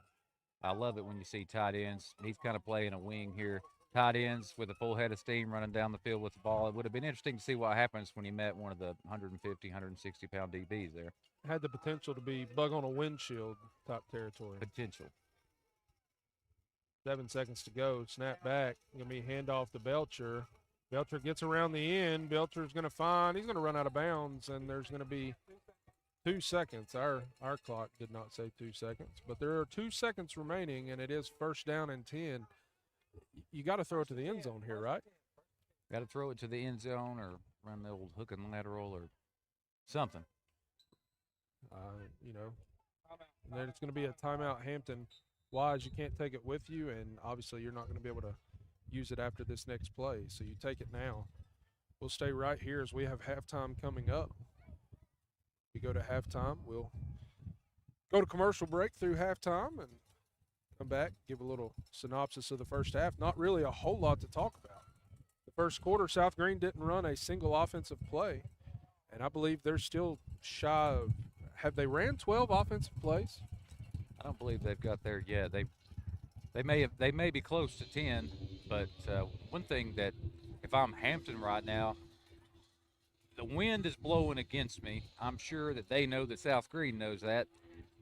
Maybe they want to run a hook and ladle, or maybe run something similar to number 40 in the hopes of getting the ball to him or maybe somebody else in the open field, because South Greene's defense is so spread out right now. They're trying to prevent them from getting to the end zone, and, well, they're not going to be strong at the point of attack necessarily. To your point, South Greene has 4 safeties deep. Their linebackers are about 10 yards off the ball. And what this sets up is the line penetrating a little bit, the quarterback scrambling around, and then something is going to break loose, and then we'll be at halftime. We'll see what happens.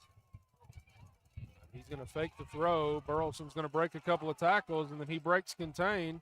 He's trying to get away. He does not, and that's going to do it. There are no flags on the play. We're going to go to halftime with South Greene leading Hampton 14-8. When we come back here after the halftime break, we'll discuss a little bit of the first half action, look at some scores around the area, and get you set for the second half. It's going to come down. It's a one-possession game. South Greene's going to get the football to start the second half. It's a one-possession game. It's still anybody's game in the way that Hampton is playing offense. If they can stop South Greene on their first possession of the second half and get it back, who knows what's going to happen. But we'll be back for the second half of action here on Grassroots Media in the Corner Pond Thursday Night Lights, presented by McAfee and McAfee, attorneys at law. This is Tommie's Plumbing, game number 1 of the week. At Corner Pond, the friendly and knowledgeable staff has the experience necessary to help you out regardless the need. Have an item of value you'd like to pawn or sell? Corner Pond can help. They pawn numerous items of value, including firearms, tools, ammunition, silver, coins, and much more. When you walk through their doors, you'll find well-stocked shelves full of electronics, gaming systems, fishing and hunting equipment, car audio and accessories. And don't forget about the room full of guitars and basses and amplifiers, or their outside lawn and garden equipment. Corner Pond is a case knife dealer and carries numerous used knives as well. Stop by and let the friendly staff at Corner Pond help you today at 432 East Bernard Avenue, Greenville, Tennessee. For more than 30 years, Tommie's Plumbing has served customers in East Tennessee with licensed and professional plumbing services. From installing your new faucet to replacing your existing piping system, our team at Tommie's Plumbing is trained to handle the job with professionalism, attention to detail, and integrity. By offering warranties on most products installed by our technicians, Tommie's Plumbing stands behind our work, ensuring that your plumbing needs are not only met, but that your problem is solved for the long term. When you need reliable and professional plumbing service, Tommie's is the only call to make. So give us a call today and let us show you the Tommie's difference.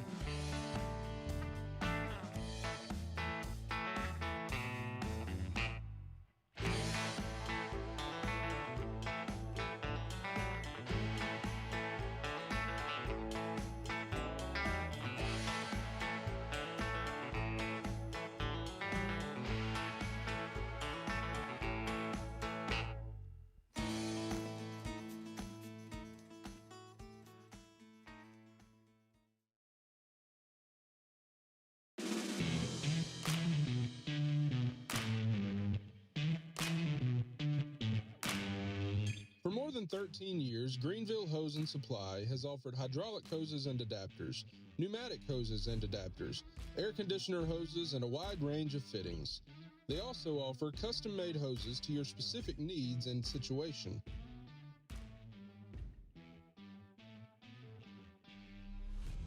In addition to hoses and fittings, Greenville Hose and Supply offers AP air distributor parts for trucks, tractors, and heavy equipment air conditioning. Greenville Hose and Supply is a locally owned company and proudly serves all of Greene County and surrounding areas. Come by and see them today at 1534 Industrial Road, Greenville, Tennessee.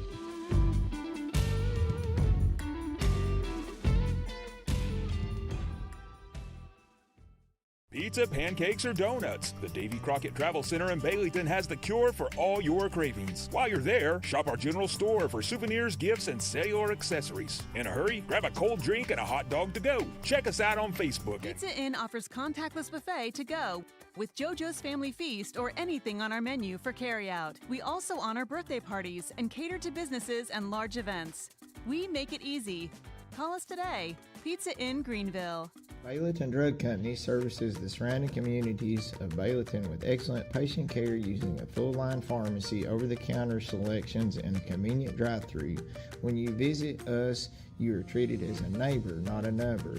It's not just our slogan, but our culture. We're investing in our patients, local schools, and community. For over 5 years now, we have established ourselves as an independently family-run pharmacy that isn't driven by corporate goals. We are driven by what is best for your overall health and wellness. We're conveniently located so you don't have to make the drive. Prescription drugs are just the tip of the iceberg. We also offer natural remedies, essential oils, at-home medical needs such as walkers, rollators, bath accessories, as well as wound care products. And coming soon, basic urgent care services. What makes us better than other drugstores out there? When you frequent Baileyton Drug, you will receive professional, courteous, and friendly service that goes above and beyond any other pharmacy in the area. Remember, you're a neighbor, not a number.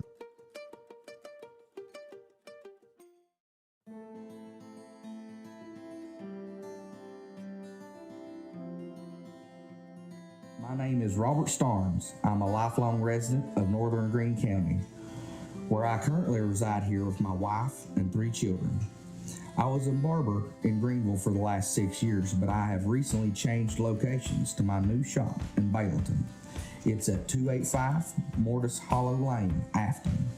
I'm also a proud supporter of North Greene Athletics. Come see me for all of your men and boys grooming needs. Go Huskies!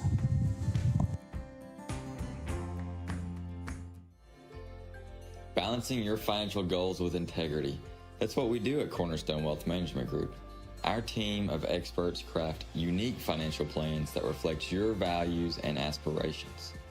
We navigate life's financial paths with precision, ensuring your journey is stable and your family's dreams are within reach. Our collective expertise means your financial strategy is crafted by skilled hands, ensuring transparency and ethical advice every step of the way.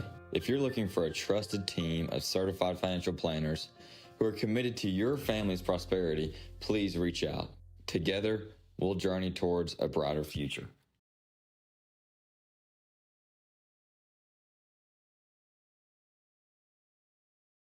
Greene County, when the game's on the line, you need a team you can trust. Just like your favorite players on the field, Bailey Heating, Air, and Electrical has been showing up for over 30 years, delivering top-notch service to our hometown. We're just not your local experts, we're your neighbors, committed to keeping your home comfortable all year long. Call now at 423-636-8409 to become a member with us and get a heating inspection before winter comes. Life's better with Bailey. At Terry's Flooring, we have quality products along with quality installers that can make your space look better than ever before. The craftsmanship that our installers bring to the job site is unmatched. Along with the great installers, we have a huge selection of hardwood, LVP, tile, and carpet.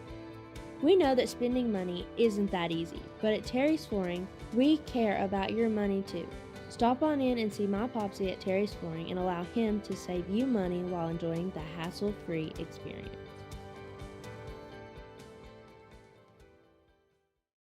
Hey Greene County, if you are looking for a cool, refreshing treat, then stop on by at Pelican Snowballs. At Pelicans, we are not your typical shaved ice shop. We have over 100 flavors. Whether you're looking for something sweet or sour, or possibly a combination of both, we have plenty of options to choose from. We also have a variety of toppings and add-ons in which we can provide different combinations to customize your taste through our signature snowballs. We have a welcoming and vibrant atmosphere that is perfect for socializing and relaxing. With plenty of seating and new fun games for all ages, we want to create a space where everyone feels welcome and can have a great time. We want to invite you to bring life, happiness, and opportunity to people through the world's best snowball experience. Whether that is at our storefront, which is located at 1016 Tusculum Boulevard in Greenville, or you can book us for your next event. We can't wait to see everyone.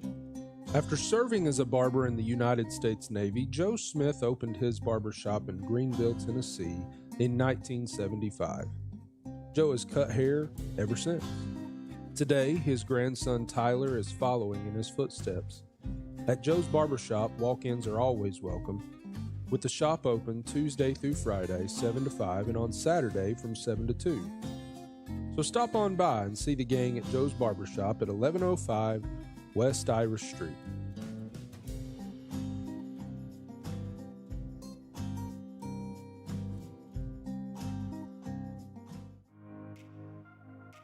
Sand Meat Market, your ultimate meat destination. Step into Sand Meat Market for a curated selection of steaks, lamb, goat, and other quality foods. Each cut is meticulously crafted to exceed your expectations, promising a dining experience like no other. Elevate your dining experience and visit Sand Meat Market today. Indulge in the exceptional quality and taste that only Sand Meat Market can provide. Join us on this culinary journey and savor the difference.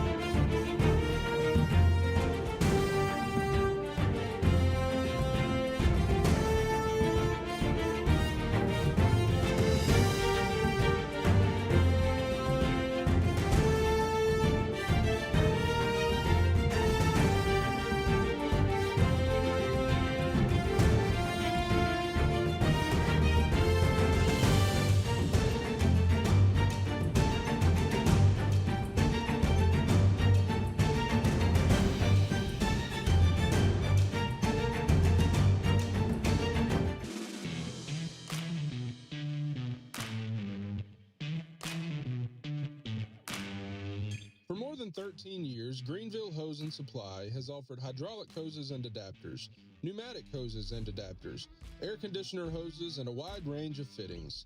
They also offer custom-made hoses to your specific needs and situation.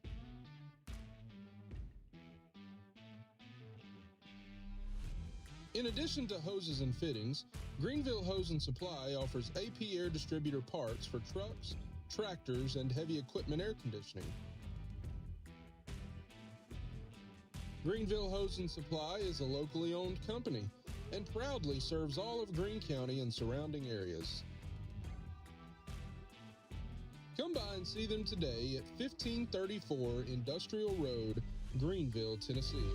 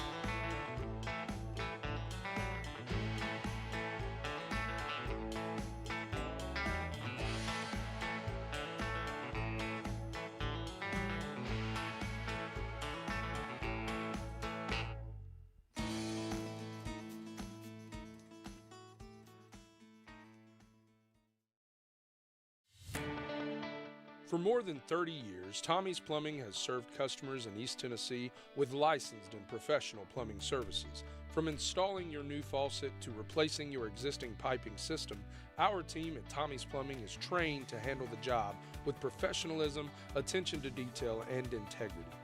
By offering warranties on most products installed by our technicians, Tommie's Plumbing stands behind our work, ensuring that your plumbing needs are not only met, but that your problem is solved for the long term. When you need reliable and professional plumbing service, Tommie's is the only call to make. So give us a call today and let us show you the Tommie's difference.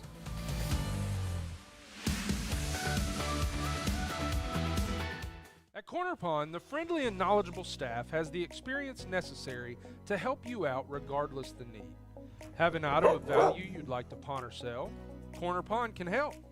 They pawn numerous items of value, including firearms, tools, ammunition, silver, coins, and much more. When you walk through their doors, you'll find well-stocked shelves full of electronics, gaming systems, fishing and hunting equipment, car audio and accessories. And don't forget about the room full of guitars and basses and amplifiers, or their outside lawn and garden equipment. Corner Pond is a case knife dealer and carries numerous used knives as well. Stop by and let the friendly staff at Corner Pond help you today at 432 East Bernard Avenue, Greenville, Tennessee.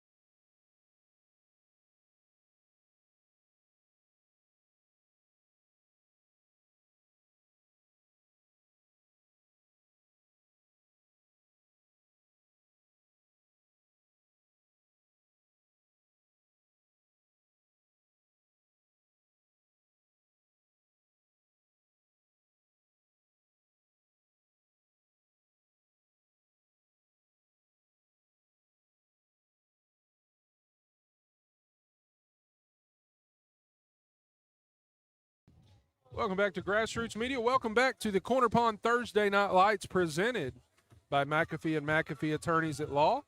It's Tommie's Plumbing game number 1 of the week. I'm joined with one part of the McAfee and McAfee, Joseph McAfee. He's back for the second half. He went to go get some hot chocolate. Wasn't sure he was going to want to come back. Joseph, you had talked about the game within the game that's going on around the stadium all across America tonight.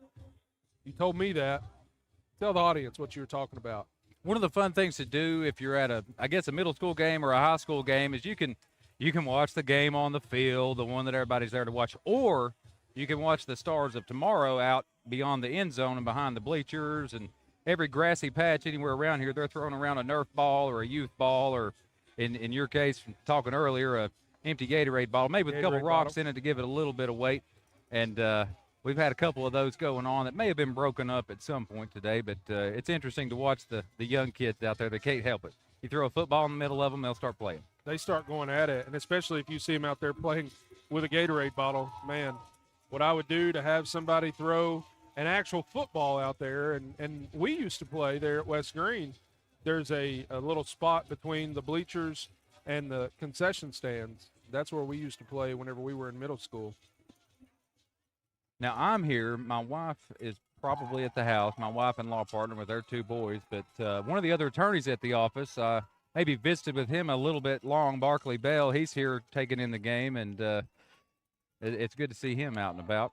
Surprised he's not here or listening to you on the call tonight. South Greene's going to take the squib kick. Trey Gentry's going to break 1 tackle. He's going to carry a couple of Bulldogs forward to the 40-yard line, and South Greene's going to take over first down and 10. Nice recovery by that Mr. Gentry there after that initial hit. He maintained his balance and gained maybe another 5 yards. Yeah, that ball went right through the legs of one of the upbacks for South Greene. And Gentry able to pick it up off the ground. It's not hard. It's not easy to pick a football that's rolling on the ground at that speed. And sideways. And if it goes out of bounds, it's a penalty. But if it hits you and goes out of bounds, then you're getting it wherever it goes out. Gentry in motion.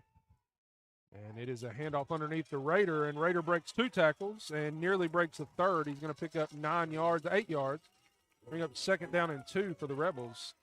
Impressive open field tackle by I believe he's playing safety for Hampton, number 2 there. Don't know his name.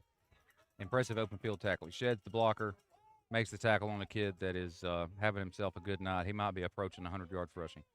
That is Peyton Townsend, number 2 for Hampton, who made that tackle. And our guy, Tate Russell, had it there at the beginning or in halftime. That play right there. First play of the second half was South Greene's 15th offensive play of the game. They are averaging 5 plays per quarter, and there is a flag on the play. Kyle and I were talking at halftime that there's not been a whole lot of penalties in this game, but for South Greene, you're going to back up 5 and bring up second down and 7. You're right about that. There's not been a lot of penalties and not a lot of poor discipline, I guess you could say, and it's perhaps a characteristic of a team that's 8-1 and one that hasn't been as fortunate in the win column, but maybe it's not because they're not disciplined. No, and it's one of the reasons they don't have as many wins this year is because Hampton plays up. One of their games, their first 2 games of the year was against 3A Pigeon Forge, 3A Johnson County. And maybe we spoke a little too soon. Well, we want to make sure the viewers get their money's worth. This game was going to be over with too soon if they didn't start getting some penalties, right? Well, yeah, I mean, you go a half of football with 5 penalties or less, and now you've had 2 before there's been a second snap. Second down and 12 for the Rebels, and they're going to try to get their 16th snap of offense here in the third quarter. I'd also be willing to guess at least one of your sponsors is not having a problem with the game taking a while. Yeah, I'm sure and we got another stoppage. What is going on? I think maybe it's a clock issue. Should have been running. Yeah, the home crowd here at South Greene is manifesting some displeasure with all the stoppages. Yeah, well, I don't blame them. I quite agree. And it was a clock issue. The clock should have been running, and it was not. We've got it all set, and all is right in the world. 2nd down and 12, snap, handoff. Nope, play action fake, quarterback keeper, and Peyton Townsend once again is right there. And I don't know that. I'd be surprised to see that play being drawn up that your quarterback's bootlegging out to 3 unblocked Hampton defenders. Well, you bootleg there to the near side, and really, really well played by Hampton to stay at home. You talked about Peyton Townsend there on the first play of this drive, doing a good job of taking on a blocker and making the tackle. He does a good job staying at home there. And we talked about it. If Hampton can get a stop here, it'd be huge. 3rd down and 12. Susong drops back. He's got a man open. He's going to throw it. He's going to throw a pick to Dominic Burleson. Burleson has blockers in front of him. Susong's going to upend him. There is a flag on the play. The flag comes in way late. It's going to be after the interception. Looks to be in the neighborhood of a block in the back penalty. Well, it's tough to throw that interception if you're Susong, you're a senior, but it's also very respectable that he's the man that made that nice tackle out there to maybe disincentivize him next time, I guess, is his thought process. It was a very good tackle there as Burleson was running. He tried to put a foot in the ground and make a move, and Susong said, nope, I'm just going to keep pursuing inside out. We have a personal foul, the blindside block against Hampton after the penalty, so it's going to be 15 yards marked off, and I believe that Hampton's going to have it 1st down and 10 at their own 49-yard line. And so with this field position, if you're South Greene, you got to shake it off. It's almost like you went for it on 4th and inches and didn't make it, so could be worse. It is. I mean, you have the wind with you. You're hoping that maybe Brent Wilhoit can pin them deep, but, you know, honestly, from the 50-yard line, Hampton's looking at maybe 15 plays to score. The movement on the line for South Greene, maybe they're making some halftime adjustments manifest here. Belcher, I'm not really sure how he picks up the yardage that he does, but he's going to pick up 11 yards on the play, and that's just tough running as Belcher picks up 11 yards for the 1st down. Those halftime adjustments wouldn't involve letting their running back carry 5-year defenders down the field for 1st down. From our vantage point, and we have the same vantage point that you do there at home, Belcher went into that line of scrimmage and he disappeared, but the pile continued to move. 1st down and 10, Hampton. And another stoppage in play. Maybe a snap infraction. It's the knee pads again. And it's that time when we are reminded of some of the silliest rules in the TSSAA arsenal. Well, if you watch football on Saturday and Sunday, the players these days, it looks almost like they're wearing boxer briefs. Their pants are so low or so high, and they don't even have knee pads sometimes. And well, no. You know, if you've got a rule that you're enforcing for safety, I understand. I just don't think that's a safety rule. I could be wrong. Handoff underneath again to Belcher, and this time he's not going to get away. He's going to gain. What in the world? There's no way. He gained 1 yard. This official on this end is giving him 4. He is. Okay, that looks like they're starting to get it straightened out. Maybe he was thinking he was on the 40 and he was on the 35 there. I think so. He was on the 35, walked out to the numbers, ready to set it, and the ball's 5 yards behind him. This home crowd's a patient bunch. They give him a chance to figure it out before they started hollering too much. Well, there's one thing about the Greene County football fans, and that's that they are patient. Very patient and kind. Good backside pursuit by the Rebels, and tackled in the backfield is Dominic Burleson. It'll be a loss of 1. Was that Trey Gentry, number 29, on that tackle? Cribnice, that's right. Chase Gentry's number 10. Correct. If his parents are listening to this or watching it later on, I'm sorry, I'm doing my best. Hey, he doesn't even have the roster in front of him. All these names he's been calling out is all the research that he did when he had some spare time not adjudicating cases for the people, the fine people of this country. Third down, quarterback keep, and he's going to break a few tackles. Picks up maybe 6 on the play, 5 on the play. Fourth down and 5. He does pick up 6. Instead of doing so much visiting during halftime with Philip Cutshall, the vice principal here, and some other folks I know, I should have gone down to the locker room and listened up against the wall and saw what Coach Jones was saying to fire up this defense, because they're effectively defending that A-gap run game that Hampton's been using. The first quarter, the first drive of the first quarter was vastly different than what we're seeing right now. Fourth down and 5 for the Bulldogs. Keeper by Burleson. Burleson has a lot of room. He's going to turn on the Jets, and I don't think he's going to be caught. Burleson's going to walk into the end zone, and on fourth down and 5, Dominic Burleson takes it to the house. Touchdown, Hampton. I take back anything I said earlier. He wasn't that fast. Right there, it didn't even look like he was going full speed, and, it looked like he was separating himself from the secondary of the Rebels.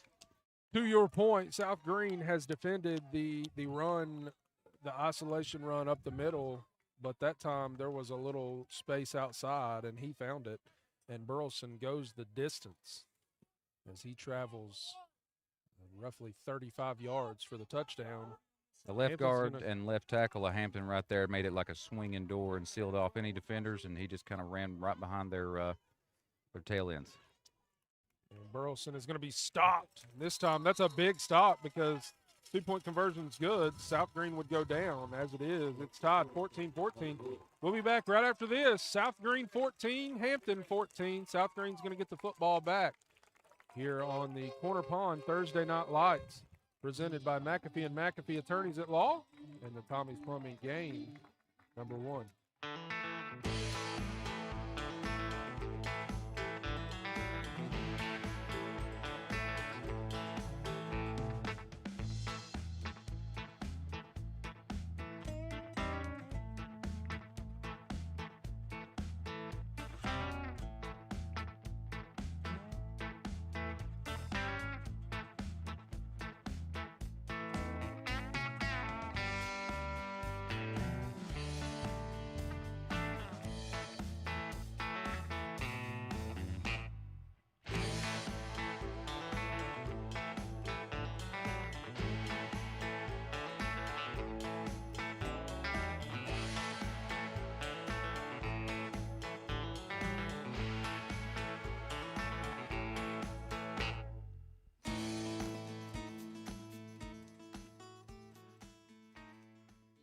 Back here at South Greene High School's Rebel Hill, and a 35-yard touchdown run by Dominic Burleson on fourth down and 5 has this game tied up 14-14 midway through the third quarter. It's a game of momentum, and right now Hampton has the momentum. They stopped South Greene and then ran it down their throat on fourth down. That has to make you feel good if you're a Hampton player right now. Absolutely. If you're a South Greene player or fan, you want to get going in a big way here. And Trey Gentry is upended shy of the 35-yard line. And it's going to be first down and 10 for the Rebels at their own 34-yard line. 33-yard line, excuse me.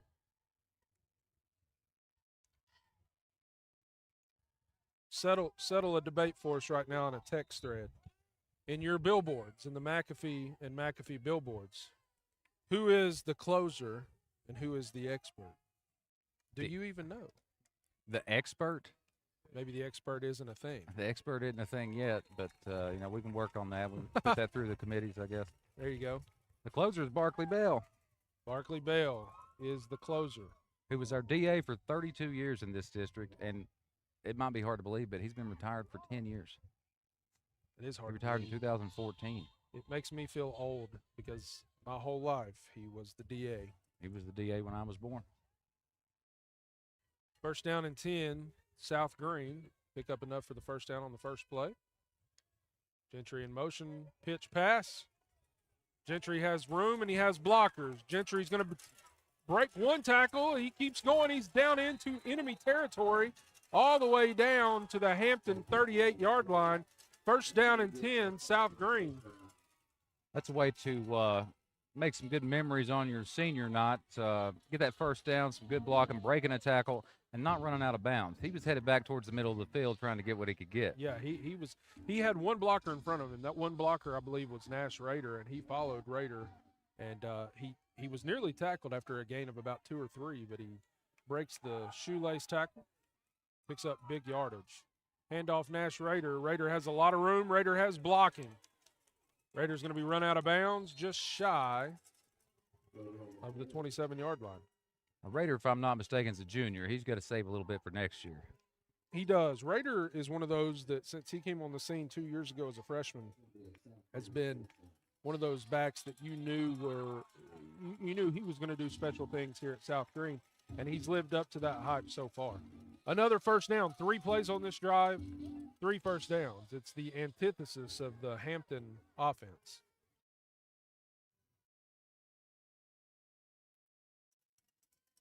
Catch our clock up to theirs. Snap, handoff Rader, blockers in front. Rader turns on the jets. Rader spins around, and I think he may have enough for another first down. We'll wait and see. Right now, South Greene's running the ball inside. They're running the ball outside. They may be setting up for a pass, but right now, if you're Hampton's defense, you don't really know where to expect the ball to go next. No, you don't. And Rader picks up 8 on the play. It's going to bring up second down and 2. And South Greene here late in the third quarter was threatening to go back ahead. And off trip Neese, and Neese is met at the line of scrimmage, and he will go no further. Third down and 2. Well, Hampton's defensive tackle didn't really care where the ball might go. It came right at him, and he did what you need to do is just wrap up the smaller guy and take him down. He grabbed him, spun around, and slung him backwards, which is, like you said, not only what you need to do, but what you want to do.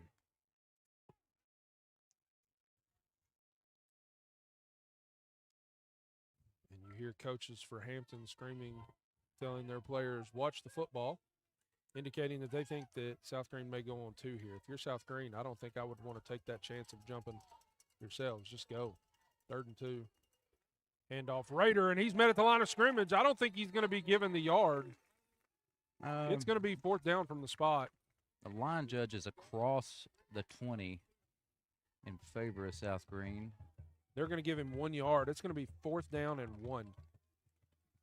In this situation, if you're Hampton, line up regular and then shift some guys outside. South Greene's probably going to run a jet sweep or some sort of outside zone, or maybe that swing pass, something that's been successful all night, getting you in the open field. Let's see. Hampton has 6 men on the line of scrimmage. He's stuck, but the secondary surge, I think, is going to give South Greene the first down. Clock is going to stop for the measurement, and I believe South Greene has it. And they do not, and that is an absolutely atrocious spot. Absolutely atrocious. It's hard to see the line of game, but it looked like it was a little closer to that 20-yard line than he got in terms of, like, on the other side of it. Yeah. Well, he got stuffed at the line of scrimmage, but the second effort from the running backs for South Greene pushed him, it felt like 2 yards beyond the line to gain, but they marked him at the initial hit. So they marked him 2 yards further back than he actually ended up. Either way, it doesn't matter. First down and 10, Hampton takes over after a turnover on downs. Hand off to Isaiah Belcher, and Belcher runs through a couple of defenders, picks up 5 on the play, 6 on the play, 2nd down and 4. Belcher looked like he was a little slow to get up there, but looks like he's going to be all right. He picks up the ball, hands it to the ref. Belcher is a small back, but he delivers a blow because he runs so hard. Puts that shoulder down and just keeps on moving. And this is the offensive attack that we saw dismantle West Greene earlier in the season, 38-0. It's this type of running West Greene didn't really have an answer for. South Greene again doing a good job just to slow them down as they have. Another handoff to Belcher, and he's going to be stopped close to the line to gain. We'll see if they give it to him. Hats off to Hampton for the adjustments they've made earlier in the season. y'all broadcast them. They're playing West Greene. I think I remember maybe one shotgun snap. It was all direct snap with their quarterback running ace formation. And here, that's not an easy transition to make if you're the center to do shotgun snaps every time. And here, I don't think they've gone under center. No. I don't think so. I think the one time they had a full house in the backfield, it was the bad snap over Burleson's head. When he just snapped it in the middle of 4 guys, hoping somebody would get it. But that's the only time that they've had a formation that looked like he may be under center. Quarterback isolation, and Burleson's going to pick up 4, maybe 5. They're going to give him 5. 2nd down and 5. And again, the clock is going to tick. We're going to be under a minute to play here in the 3rd quarter when Hampton takes their next snap. And South Greene has a player that's slow to get up. I took a mental snapshot as soon as that ball hit the ground there. Hampton had 4 linemen at least 4 or 5 yards down the field from the line of scrimmage. It's not a thing where they're letting a guy pass them and standing there looking around. They're pushing people down the field, winning that line of scrimmage battle right now. They're climbing to the linebackers, too, which is what's giving Belcher and Burleson 6-7 yards down the field before they're even touched. 2nd down and 5. Another handoff, Belcher. And Belcher this time is hit at the line of scrimmage, and he may fall forward for a yard. He does not, based on that spot. No, he does. 3rd down and 4. And South Greene's line did a good job neutralizing the line of scrimmage. Those Hampton linemen were right there at the line of scrimmage when the tackle was made, so different result. Absolutely. The Halloween theme for 3rd down is pretty impressive. Hampton does not have to snap the ball. Well, they might. There may be a half-second difference between the play clock and the game clock. 3rd down and 4. Handoff Belcher. Belcher is going to be stopped after a gain of about 2, maybe 1. And that's going to be the end of the 3rd quarter, and it's going to be 4th down when we come back. 4th down and 3. When we come back to the 4th quarter, South Greene 14, Hampton 14. As we go to the 4th quarter of action, we asked for a competitive game, Kyle, and we finally got a competitive game. I would say 14-14 going to the 4th quarter fits that bill. When we come back, it's going to be 4th down and 3, Hampton on the Corner Pond Thursday Night Lights, presented by McAfee and McAfee Attorneys at Law and the Tommie's Plumbing Game of the Week. Pizza Inn offers contactless buffet to go with JoJo's Family Feast or anything on our menu for carryout. We also honor birthday parties and cater to businesses and large events. We make it easy. Call us today. Pizza Inn Greenville. Pizza, pancakes, or donuts. The Davy Crockett Travel Center in Baileyton has the cure for all your cravings. While you're there, shop our general store for souvenirs, gifts, and cellular accessories. In a hurry, grab a cold drink and a hot dog to go. Check us out on Facebook and come to Greene County. When the game's on the line, you need a team you can trust. Just like your favorite players on the field, Bailey Heating, Air, and Electrical has been showing up for over 30 years, delivering top-notch service to our hometown. We're just not your local experts, we're your neighbors, committed to keeping your home comfortable all year long. Call now at 423-636-8409 to become a member with us and get a heating inspection before winter comes. Life's better with Bailey. Back here at South Greene High School, 4th down and 3, and Hampton is set up to go for it here. Pretty big juncture here in the game. It sure is. They may do a quick kick, or they may try to do some sort of quarterback rollout, or Burleson runs. Burleson's going to pick up the 1st down and a few more as he picks up about 8 yards, and it is going to be 1st down and 10 for the Bulldogs. And that is one of those plays, Joseph, where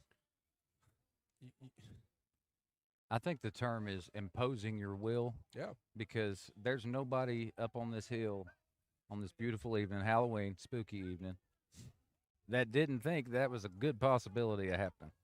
Running straight up the gap.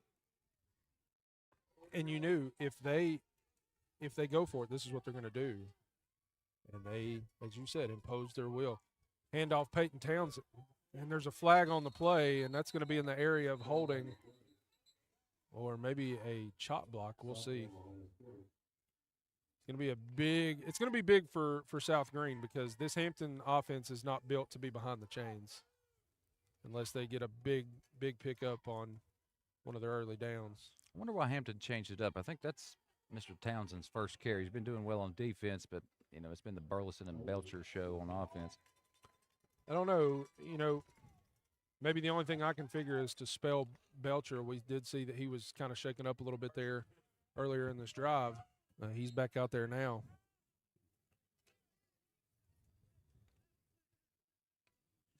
First down and 20, and the clock should not be running when they're running it.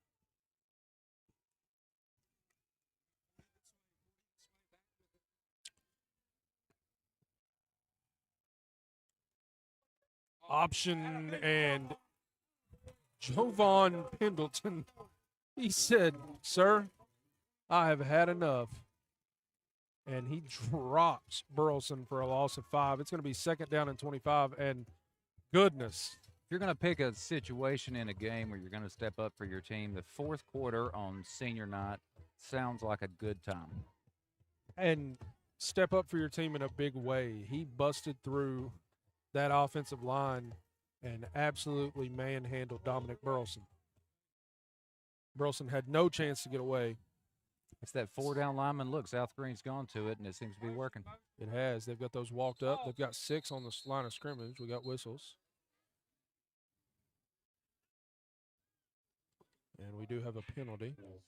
Illegal formation.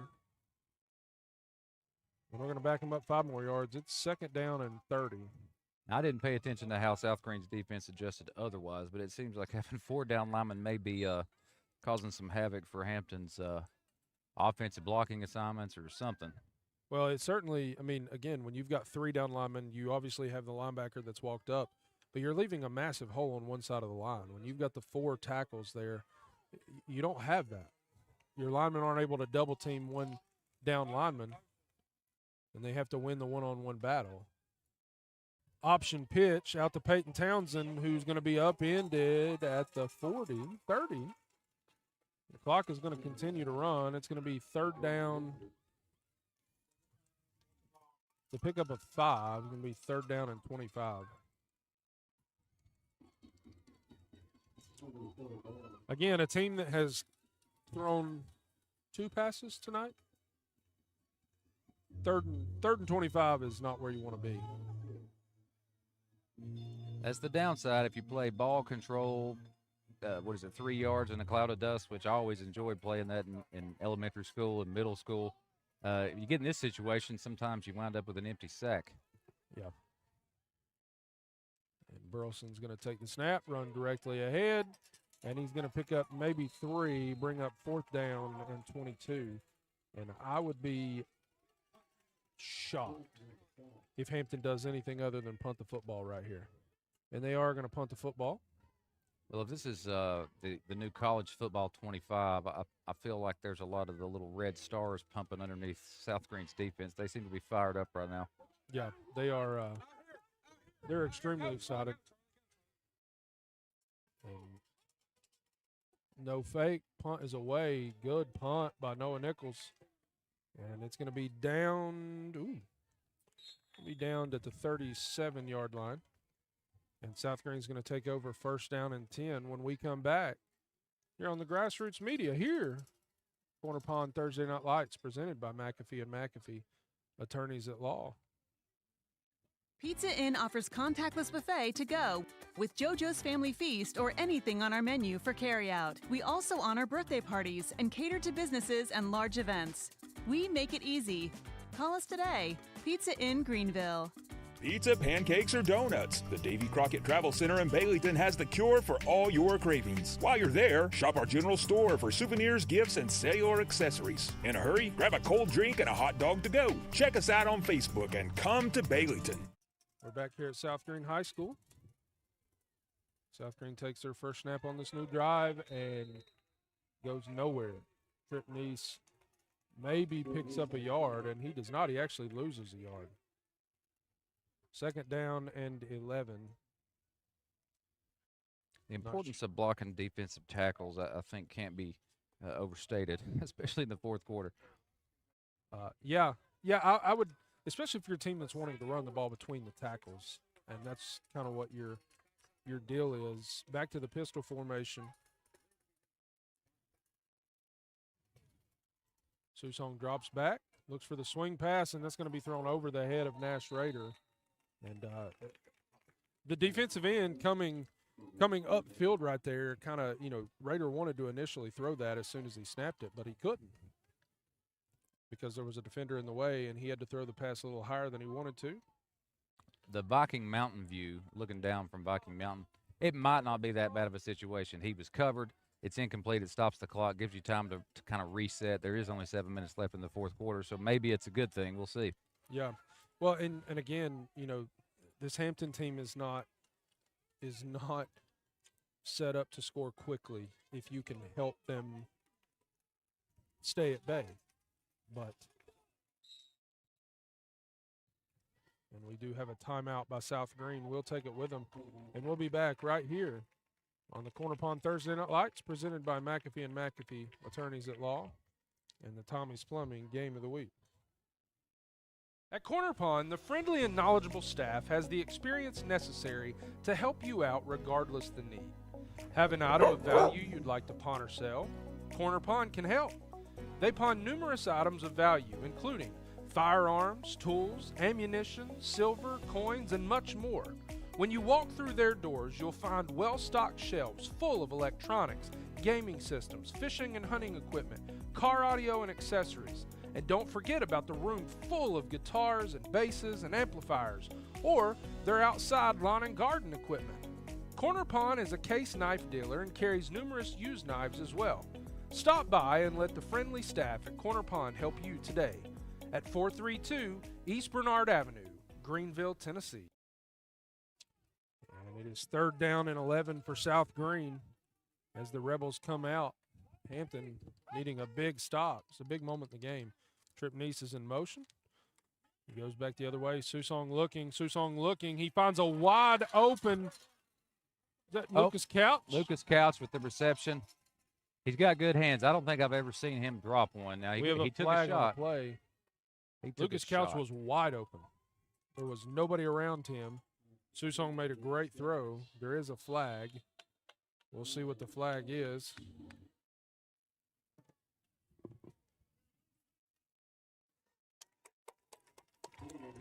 So, okay. They call an illegal man downfield, but they give the illegal shift motion. But the call was illegal man downfield. It's going to be 3rd down and 16. I didn't see that. I didn't see it. It looked like just a really well-designed play. Jacob Susong made a great throw. Lucas Couch picked up enough for the first down, but it doesn't matter. 3rd down and 16 for the Rebels. And, Couch picked up 16 there, Joseph. He did. He's got good hands. He doesn't drop the ball. He's got at least one touchdown that I've seen this year, and their line's protecting pretty well. Let's see what they do here. He's got man coverage on the outside. Susong drops back again. He's getting rushed. He's getting pressured. He's going to just throw it out. It's nearly intercepted in the backfield, and that was nearly disastrous. Hampton got a player that I don't know if he's just got the wind knocked out of him or not. We're going to take an official timeout. He's very slow to get up. I didn't see him take a lick. It may be a ankle or something, but he's maybe acting like some sort of sternum injury. Yeah, he's not really wanting to move a whole lot right now as he's laying there on the field as Hampton staff and trainer for South Greene will come out to check on him. We'll take a break, and we'll be back here on Grassroots Media.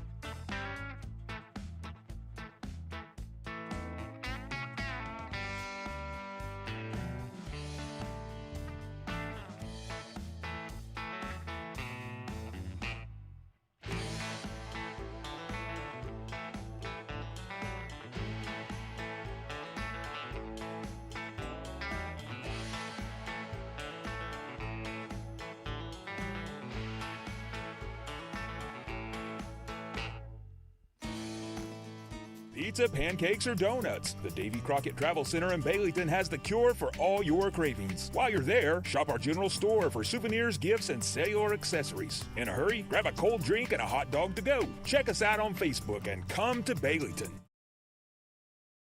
There is a lot going on. I'm not really sure. There's some fan interaction. 4th down and 16. And South Greene is set up to punt.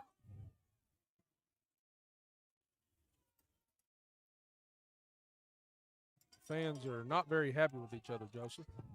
I can't tell what's going on. Is it fans and the coach and the Hampton coaching staff had something to say a minute ago? And it's a lot of different things. And coaches for Hampton are screaming, get away from the football, get away from the football. And 6:59 to play. Hampton's going to have the football, 1st down and 10. And their fans on their side of the field are fired up. And I don't know if there was some screaming back and forth between fans, and the police got involved. A coach from the Hampton sideline came up into the stands. I'm not sure what's going on.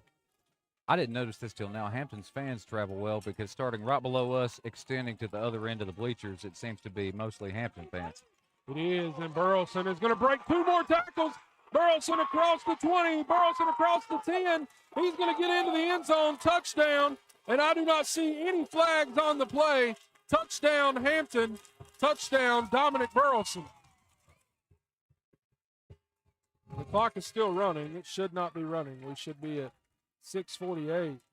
If you are a Hampton fan, you are enthralled right now. Well, there's plenty of activity going on. I don't know if that fan situation's been resolved. There's South Greene officials here and 2 or 3 sheriff's deputies under us, and the South Greene fans are fired up.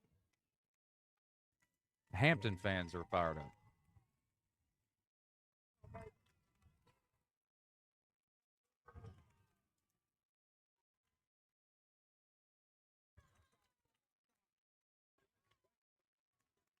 The 2-point conversion.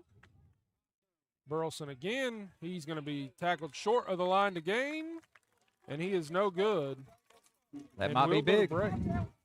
We'll go to break. Hampton leading 20-14.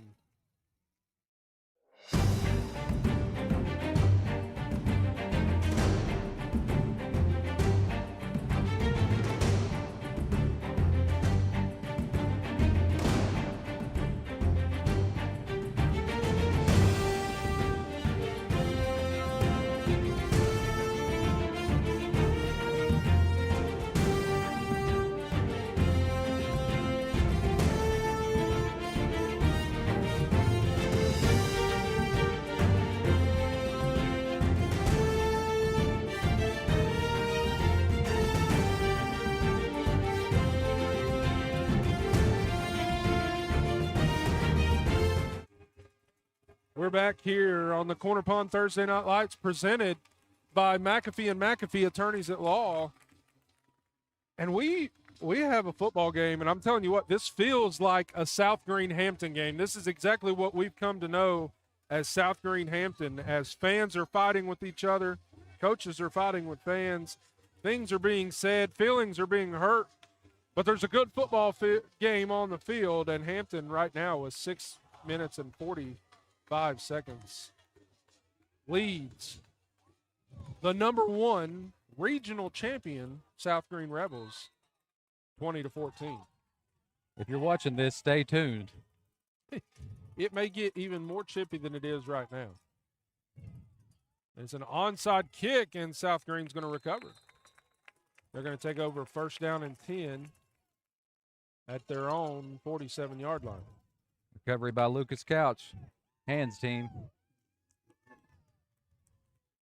Lucas Couch again, that was a big call there in that last drive because Lucas Couch had the 1st down. That penalty, the illegal man downfield, gives Hampton the opportunity to get the ball back and score. Now, of course, they failed to convert that 2-point, and that may turn out big. We'll see. South Greene, Lucas Susong drops back. He hit Jeff Dotson over the middle in one play. We've scored yet again. South Greene's Jeff Dotson on a great throw from Jacob Susong. Touchdown, South Greene. Touchdown, Jeff Dotson. Joseph. Wide open post route on what looked like cover 2. Timing was correct. There's nobody within 4 yards. Touchdown. Nobody. We have had 2 offensive plays in the last 30 seconds of game time, one from each team. One was a 55-yard touchdown. The other was a 53-yard touchdown. This is fun football. Especially if you're Mr. Dotson getting to score that touchdown like that in front of your home crowd on senior night. Absolutely. Brent Wilhoit. Snap is good. Hold is good. Kick is good. South Greene takes a 21-20 lead over Hampton. And we'll be back here on the Corner Pond Thursday Night Lights, presented by McAfee and McAfee Attorneys at Law. This is game number 1 of the Tommie's Plumbing Game of the Week, and we'll be back right after this. At Corner Pond, the friendly and knowledgeable staff has the experience necessary to help you out regardless the need. Have an item of value you'd like to pawn or sell? Corner Pond can help. They pawn numerous items of value, including firearms, tools, ammunition, silver, coins, and much more. When you walk through their doors, you'll find well-stocked shelves full of electronics, gaming systems, fishing and hunting equipment, car audio and accessories. And don't forget about the room full of guitars and basses and amplifiers, or their outside lawn and garden equipment. Corner Pond is a case knife dealer and carries numerous used knives as well. Stop by and let the friendly staff at Corner Pond help you today at 432 East Bernard Avenue, Greenville, Tennessee. We're back here at South Greene High School, and just like Hampton fans were going crazy there a minute ago, South Greene fans are going just as crazy now. It is wild. This is a whole lot of fun. We've not had this kind of fun all year here on our Game of the Week. It's 21-20, 6:33 to play. Kick is away. It's a short kick. It's going to be fielded by Caden Johnson. Caden Johnson is going to spin out of a tackle, but he won't spin out of the next one as Trey Gentry and a band of Rebels get the stop. Somebody loses a helmet there. I don't know if it was Johnson.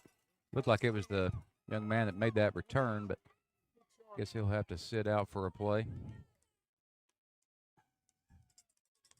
Got to strap that helmet on a little tighter. And that is Caden Jones. I said Johnson. It's Caden Jones. Mr. and Mrs. Jones, if you're watching this, we apologize. Please accept our apologies. That's a good return. It was a good return. It was a great return by Caden Jones. I have no clue who Caden Johnson is. I'm sure he's a great athlete in his own right. First down and 10, Hampton has the football, 6:26, and, Hampton has the ability to put together a 6-minute and 26-second drive and win this game right here. We've seen an 8-minute touchdown drive on the first drive of the game. Wilson handoff Belcher. Belcher is hit at the line of scrimmage, and this time he will not get away. It's going to be 2nd down and 10, and right there it seems like the defense for South Greene is playing with a little bit of extra motivation right now. I was interested to see what happened. South Greene went back to their more sort of traditional 3-4 look on defense with their stand-up outside linebackers, and they were able to make a difference there on the line of scrimmage. There's a flag thrown. Again, we had a pretty clean game the first half. Sideline warning. It should just be a warning. There's not been one so far in the game. I believe there might have been one in the first half. Maybe. So that's against South Greene. And it is going to be 2nd down. I don't know. Oh, okay. It's against Hampton. That is going to be 2nd down. So that should be 5 yards. It is 5 yards. 2nd down and 15. I don't think I've ever in my life seen like the second sideline warning enforced. It's always one, and then everybody calms down for a second, and get back coach earns his money. Gets it figured out. 2nd down and 15. Again, we talked about it earlier. This is not a team that that really wants to be behind the chains, but obviously they can score quickly. We saw that last drive, one play. I think every touchdown they've had has been longer than 20 yards, maybe. And met at the line of scrimmage, but continuing to fall forward after a gain of 4, coming up 3rd down and 11 for the Bulldogs. Where's the spinach at? South Greene's over there eating spinach or something. South Greene is playing inspired football right now. Jeff Dotson has been slow to get up on the defensive side of the ball a few different times, but he's playing pretty inspired.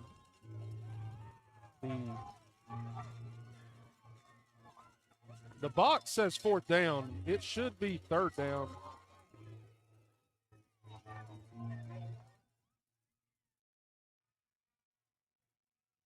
Okay, so the sideline warning is a loss of down, so it is 4th down and 11. And Hampton, we got a stoppage.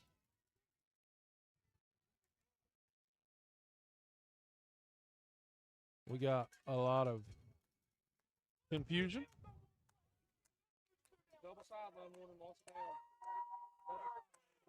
The coaches on the box are upset.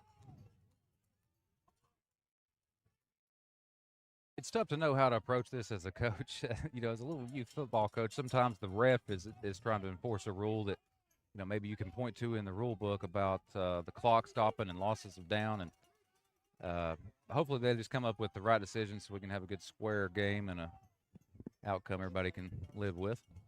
Yeah, they're continuing this conversation, and I'm sure they're trying to get clarification on whether or not it is a loss of down. If it is a loss of down, it would be 4th down and 11 because it was after the play, which would have not been a replay of 1st down. Now, I don't know of any other penalty that would cost them a down on that, just the yardage. So they're going to come away with it, and it is going to be 4th down and 11, and Hampton is set to punt. And the clock will continue to run. Hampton set to punt. Noah Nichols, punt comes off the side of his foot, and it's going to go out of bounds at the Hampton 48-yard line, and that is where South Greene will take over 1st down and 10. 4:52 remaining here in the 4th quarter. South Greene takes over 1st down and 10. They could run the clock out in the game. If Hampton comes up big, they may give themselves one more chance. And Joseph, if you're South Greene, you want to run the football, but you don't want to be so predictable that Hampton can just stack the box and stop you 3 and out. Well, they've had some success throwing the ball, especially on the post routes from either direction tonight. Maybe they'll do that. We will see what Coach Joel Burns. Going to be a handoff Nash Raider, and he nearly breaks it, but he's tackled after a gain of 2, bring up 2nd down and 8. We don't expect to see the hurry-up offense in the next couple of minutes, I wouldn't imagine. No, I don't see that South Greene is going to – they're not going to want to get in a hurry. I would say it's one of those deals where run the ball or run the clock down to – the play clock, that is, down to about 3 seconds. Snap it with 3 to 5 seconds to go on the play clock. Milk it for all you can.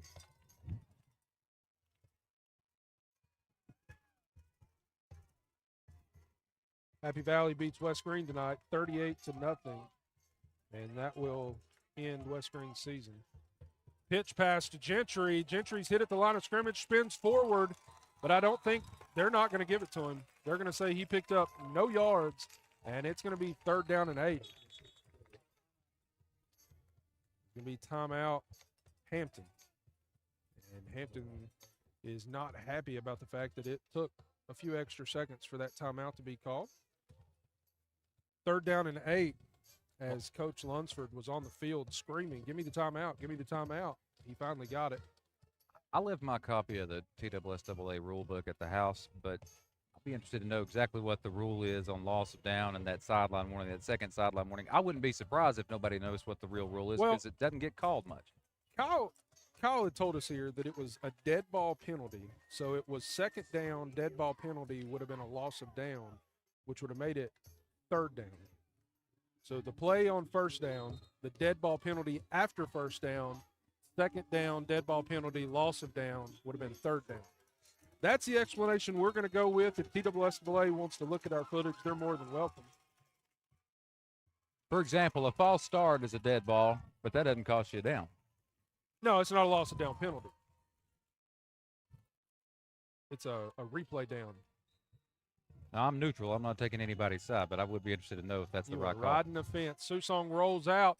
He's got a man wide open. That man is Lucas Couch, and it's going to be a first down for South Greene, and that is the second time in this quarter that Lucas Couch has found himself wide open.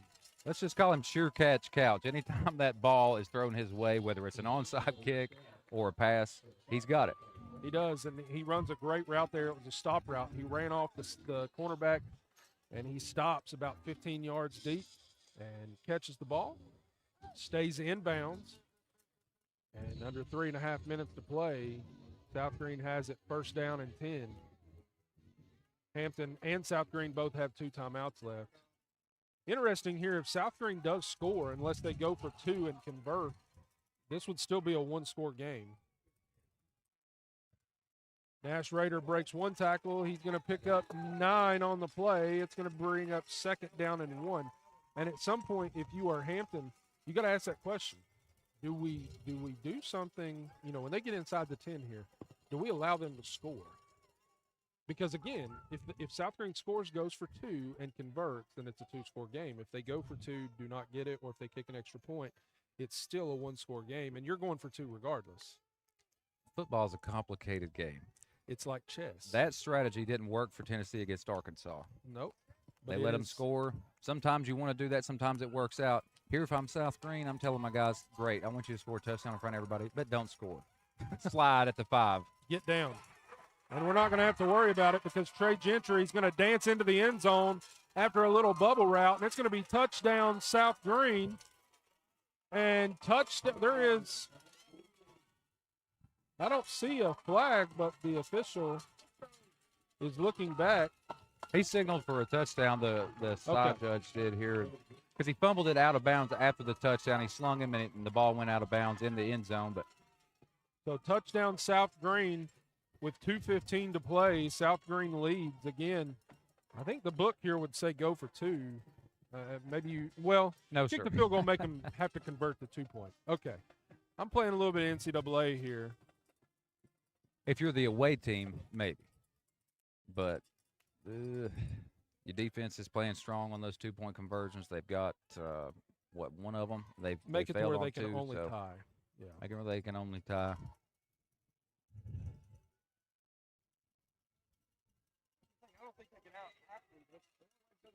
And Trey Gentry takes that ball to the house. Snap's good. Kick is good. Now, that ball literally is in the back of my truck right now. Tell them to keep it there. Just like that, South Greene went down 20-14. And after 2 drives, they now have a 28-20 lead. We'll be back right after this on the Corner Pond Thursday Night Lights presented by McAfee and McAfee Attorneys at Law and the Tommie's Plumbing game of the week. At Corner Pond, the friendly and knowledgeable staff has the experience necessary to help you out regardless the need. Have an item of value you'd like to pawn or sell? Corner Pond can help. They pawn numerous items of value, including firearms, tools, ammunition, silver, coins, and much more. When you walk through their doors, you'll find well-stocked shelves full of electronics, gaming systems, fishing and hunting equipment, car audio and accessories. And don't forget about the room full of guitars and basses and amplifiers, or their outside lawn and garden equipment. Corner Pond is a case knife dealer and carries numerous used knives as well. Stop by and let the friendly staff at Corner Pond help you today at 432 East Bernard Avenue, Greenville, Tennessee. We are back here at South Greene High School. 2:20 to play. South Greene goes up 28-20. It is still a 1-possession game after Jacob Susong hits Trey Gentry for a 16-yard touchdown. I was just saying I take back everything I said about not scoring. I'm sure anybody that's still left that didn't change it after that nonsensical comment. Trust your defense here with 2 minutes. Like, you got to trust your defense. Hampton does not have what they call a quick strike offense, even though they scored from Right. reasonable South distance. Greene is offsides. So they're going to back up 5 yards and kick again.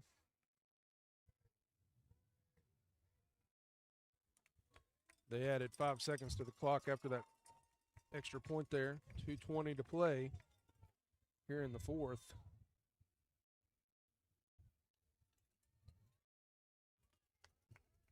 So the white hat did not call the penalty. The back judge had to do that. Line judge, sorry.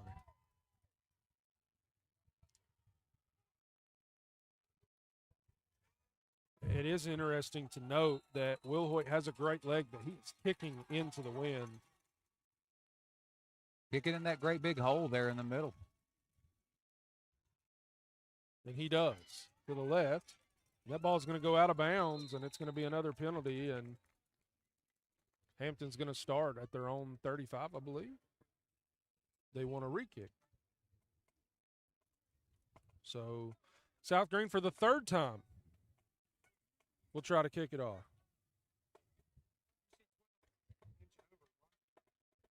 It would certainly be a bold move here to do an onside kick. You kicked it deep twice.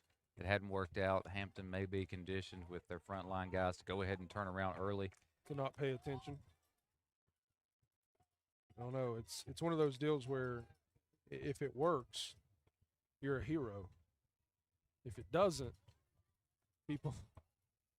And those guys on the front line for Hampton, I'm sure they're not playing the front line because they're the biggest airheads on the team. I'm sure the coach has faith in them. Pay attention and do their job. You know, marked off 10 yards and penalties on the kick with the wind blowing in your face. If you keep this ball in play, Hampton's going to receive it at about their own 25, maybe their 30-yard line. I'm telling you, it's going to give Hampton pretty good field position with 2:20 to play and 2 timeouts remaining. If you're a college scout, don't they kick the ball off at the 30? I believe so. Let's see what happens. Nice There's a strong line kick. drive kick. Going to be fielded by Caden Jones. Oh, he fumbles the football. South Greene's going to pick it up. And it's going to be ran into the end zone by Simon Burns. And Simon Burns possibly puts the game away. Touchdown, South Greene. Touchdown, Simon Burns. And that may do it. As Caden Jones does a great job to keep the ball from going into the end zone. But a great hit by South Greene pops the ball free, and it goes right into the hands of South Greene's Simon Burns, and he picks it up and he says, I don't know, should I run with it or should I get down? I'm not sure you can say enough about not only the special teams in general, you got to brag on them here, but South Greene's kicker just won the game for him. He kicked the ball from the other 30, and the kid fielded it at about the 10. It looked like maybe South Greene outkicked their coverage for a second, and it worked. That kicker made the play of the game himself right there. He really did, and if you're Brent Wilhoit, he kicks the extra point, and it is good into the night. If you're Brent Wilhoit right there, you kick that ball almost like you would hit a driver into the wind. You keep it low and just allow it to drive through the wind. South Greene with the extra point leads 35-20 with 2:12 left, Joseph. Special teams is 1/3 of the game, right? And right there, its importance could not be overstated. Absolutely.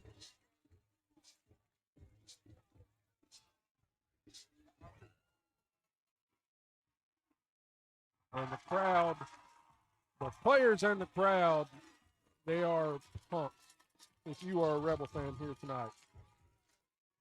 I've said it a couple of things. Football can be the absolute best thing in the world, and it can also be the most horrible thing in the world. You can go from the highest of heights to the lowest of lows, and we've seen that happen tonight. Right now, South Greene could not be more excited, and Hampton, bless their hearts, you know, they just had some dreams dashed right in front of them, unfortunately for them. Well, and unfortunately enough, too, it may add some more wood to the fire of the animosity that was going on below us.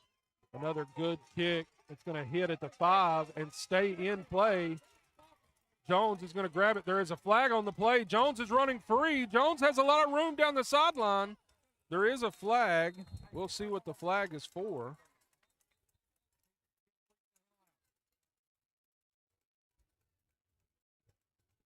Flag is in the area of holding or blocking the back, but we will wait for an official call. Looks like there's two players down on the field, a Hampton player and a South Greene player being looked at. There are two players down, and we will take an injury timeout. We'll be back. We'll let everybody kind of calm down. We'll get what the penalty is.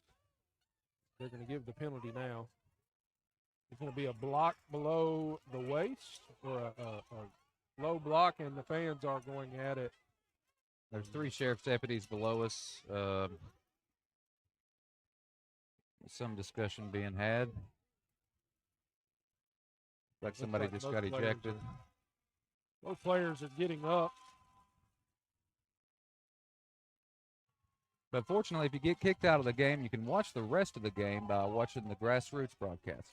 Grassroots broadcast. And we have more and more animosity going on here behind the sheriff deputy's back. I feel like we're calling another game within a game. Player for Hampton is up, but he is not yet walking across the field. That's why we're still not back to play. They're still checking him out over there, and I would imagine that after the game, there may be some need for some heavy police presence. Maybe send Hampton fans out one way, South Greene fans out another way. Because these fans that have been going at it all night are getting closer and closer to each other. And Hampton's Caden Jones, who carried the football, is gingerly walking across the field. Hampton's going to have it first down and 10 with 2:03 to play. Looks like order's been restored and motions are high. I'm sure some of these folks involved down here Those have are players all on the words field. And that I would imagine a lawyer would say. Order has been restored. Motion, charges dropped, filed, all those things. If I was creating an attorney crossword puzzle or word search, those are words that would be there. they don't teach you how to write novels in law school, that's for sure. Well, they teach you how to adjudicate.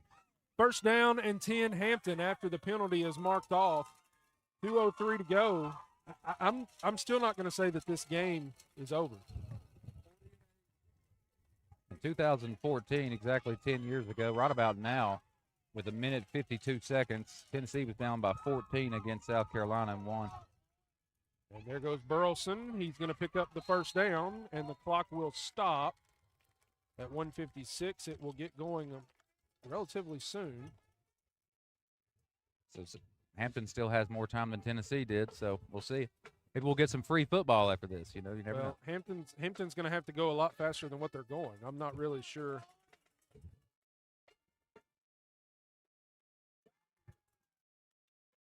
Hampton's walking up to the line of scrimmage.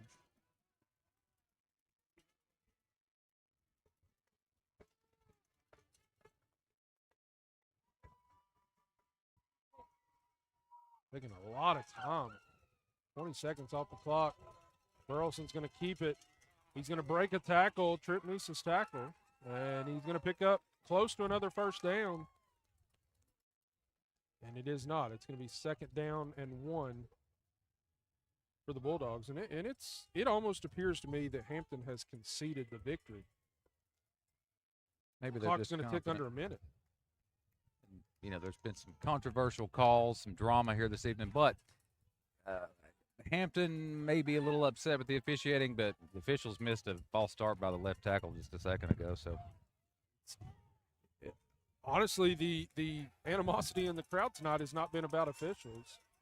Handoff Isaiah Belcher. Isaiah Belcher into the secondary. He's going to pick up the first down. He's upended by Trey Gentry, who has been instrumental here. Trey Gentry from his cornerback position just made a tackle through his blocker and wrapped up the runner. And that's why you hear the crowd getting excited over here, because that was an excellent hit. It was a form tackle. It wasn't an illegal hit of any kind. We're having a discussion here. I don't see a flag.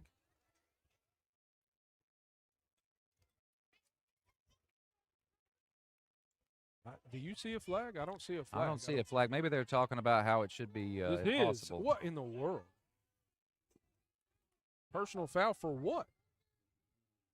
Maybe they've never seen somebody tackle through a blocker and make a tackle like that. I don't know. Did he hit him too hard? That's not a penalty in high school yet. Well, I didn't see him lead with the helmet. Again, 38 seconds to go, and Hampton, if they don't take 30 seconds to snap between first and second down, has a chance. But, at this point, you've got 2 timeouts. You're going to have to probably throw the ball. Maybe there was some language being used. Who knows? Could be. It could be, too, that after he tackled him, he stood up over top of him. They could have done that. Clock will start on the whistle. And it is another run by quarterback Dominic Burleson, and he's not going to pick up the first down. And it's going to bring up second down and 6, and Hampton is not calling timeout. They're going to let the clock run, and I would imagine that they're going to let the clock run out. That play will not be particularly remembered by anybody other than that safety and me. He just had outside contain there and forced that runner back inside to the gang of friends he had waiting for him, and basically ended the game with no drama for him. That is textbook what you teach. Outside contain, push the play back. Snap back, hand off Isaiah Belcher. Isaiah Belcher is going to be tackled, and this game is over. South Greene holds on to beat Hampton. Final score, 35-20. Joseph, what a game. This was a game that was not decided until the last 4 minutes. And it's a 15-point margin of victory, but it does not feel like a 15-point margin of victory. The wind is blowing a little bit up here. It's starting to get a little bit chilly. I started the game sitting down. In the last 10 minutes of game time, I'm standing here with my hands on these rails, intently watching every second. It was an impressive end to this game, as it was back and forth pretty much the entire game. Time of possession was dominated by the Bulldogs, but South Greene does enough in the second half to come up victorious 35-20. And that's going to do it here for Tommie's Plumbing Game of the Week number 1 on Corner Pond Thursday Night Lights, presented by McAfee and McAfee Attorneys at Law. Tomorrow night, we will be at the Tundra in Belton at exit 36, as the North Greene Huskies will host the Cosby Eagles in their first ever regional championship game. South Greene puts an exclamation point on their Region 1 2A championship season, and the Hampton Bulldogs will finish 4th in the season. As contentious and fired up as everybody was in this game, I just watched all the players shake hands and offer some hugs and some well wishes. That's good to see. And South Greene Sean Jones is in the middle of the huddle. You see him on your screen there. He's in the middle of the huddle telling those boys, way to fight, way to play. Good job by South Greene Rebels tonight. Good job by the coaching staff, and you really like to see that. A lot of people, I will say this, a lot of people have a lot of opinions about Sean Jones. I was one of those people because I graduated from West Greene. A lot of people have a lot of opinions because he's loud, he's proud, and he says a lot of things that he thinks, sometimes before he really thinks too long about it. But the man is a good ball coach, and he's a good man, and you see it in times like that. You beat a team like this in the season that they've had and the troubles and the trials that they've had. And the South Greene Rebels walk off the field 8-1. 8-1 on the season, Region 1 2A champions. They will host, let me look and see. I will try to find who they play next week. They will be here at home in the first round of the TSSAA playoffs. And we may know after tonight who they play, but there were a possibility of 2 teams. And I've got to get to that particular link. Here we go. Tate Russell, who will have the article available on GR Media TN tomorrow. South Greene, after their win tonight, wrapping up the championship, will play either Oneida or Tellico Plains, depending on how things shake out in Region 2. So they will be here at home next week against the Indians, Oneida, or the Tellico Plains, whatever their mascot is. Joseph, thanks for being here. Hey, I appreciate it. Anybody listening in that's still here, I appreciate y'all not changing it based on my commentary. Hope it's provided some color. That was your job, and I think you did a very good job, sir. Thanks for being here. Thanks for being in the booth. Thanks to Kyle for providing the images with his crazy cool camera. It looks like a spaceship, something that Elon Musk may have created. It's been fun, and I hope to have even more fun tomorrow down at North Greene. For Kyle Benjamin and Joseph McAfee, I'm Dalton Lamb. Join us tomorrow night for the Corner Pond Friday Night Lights presented by McAfee and McAfee Attorneys at Law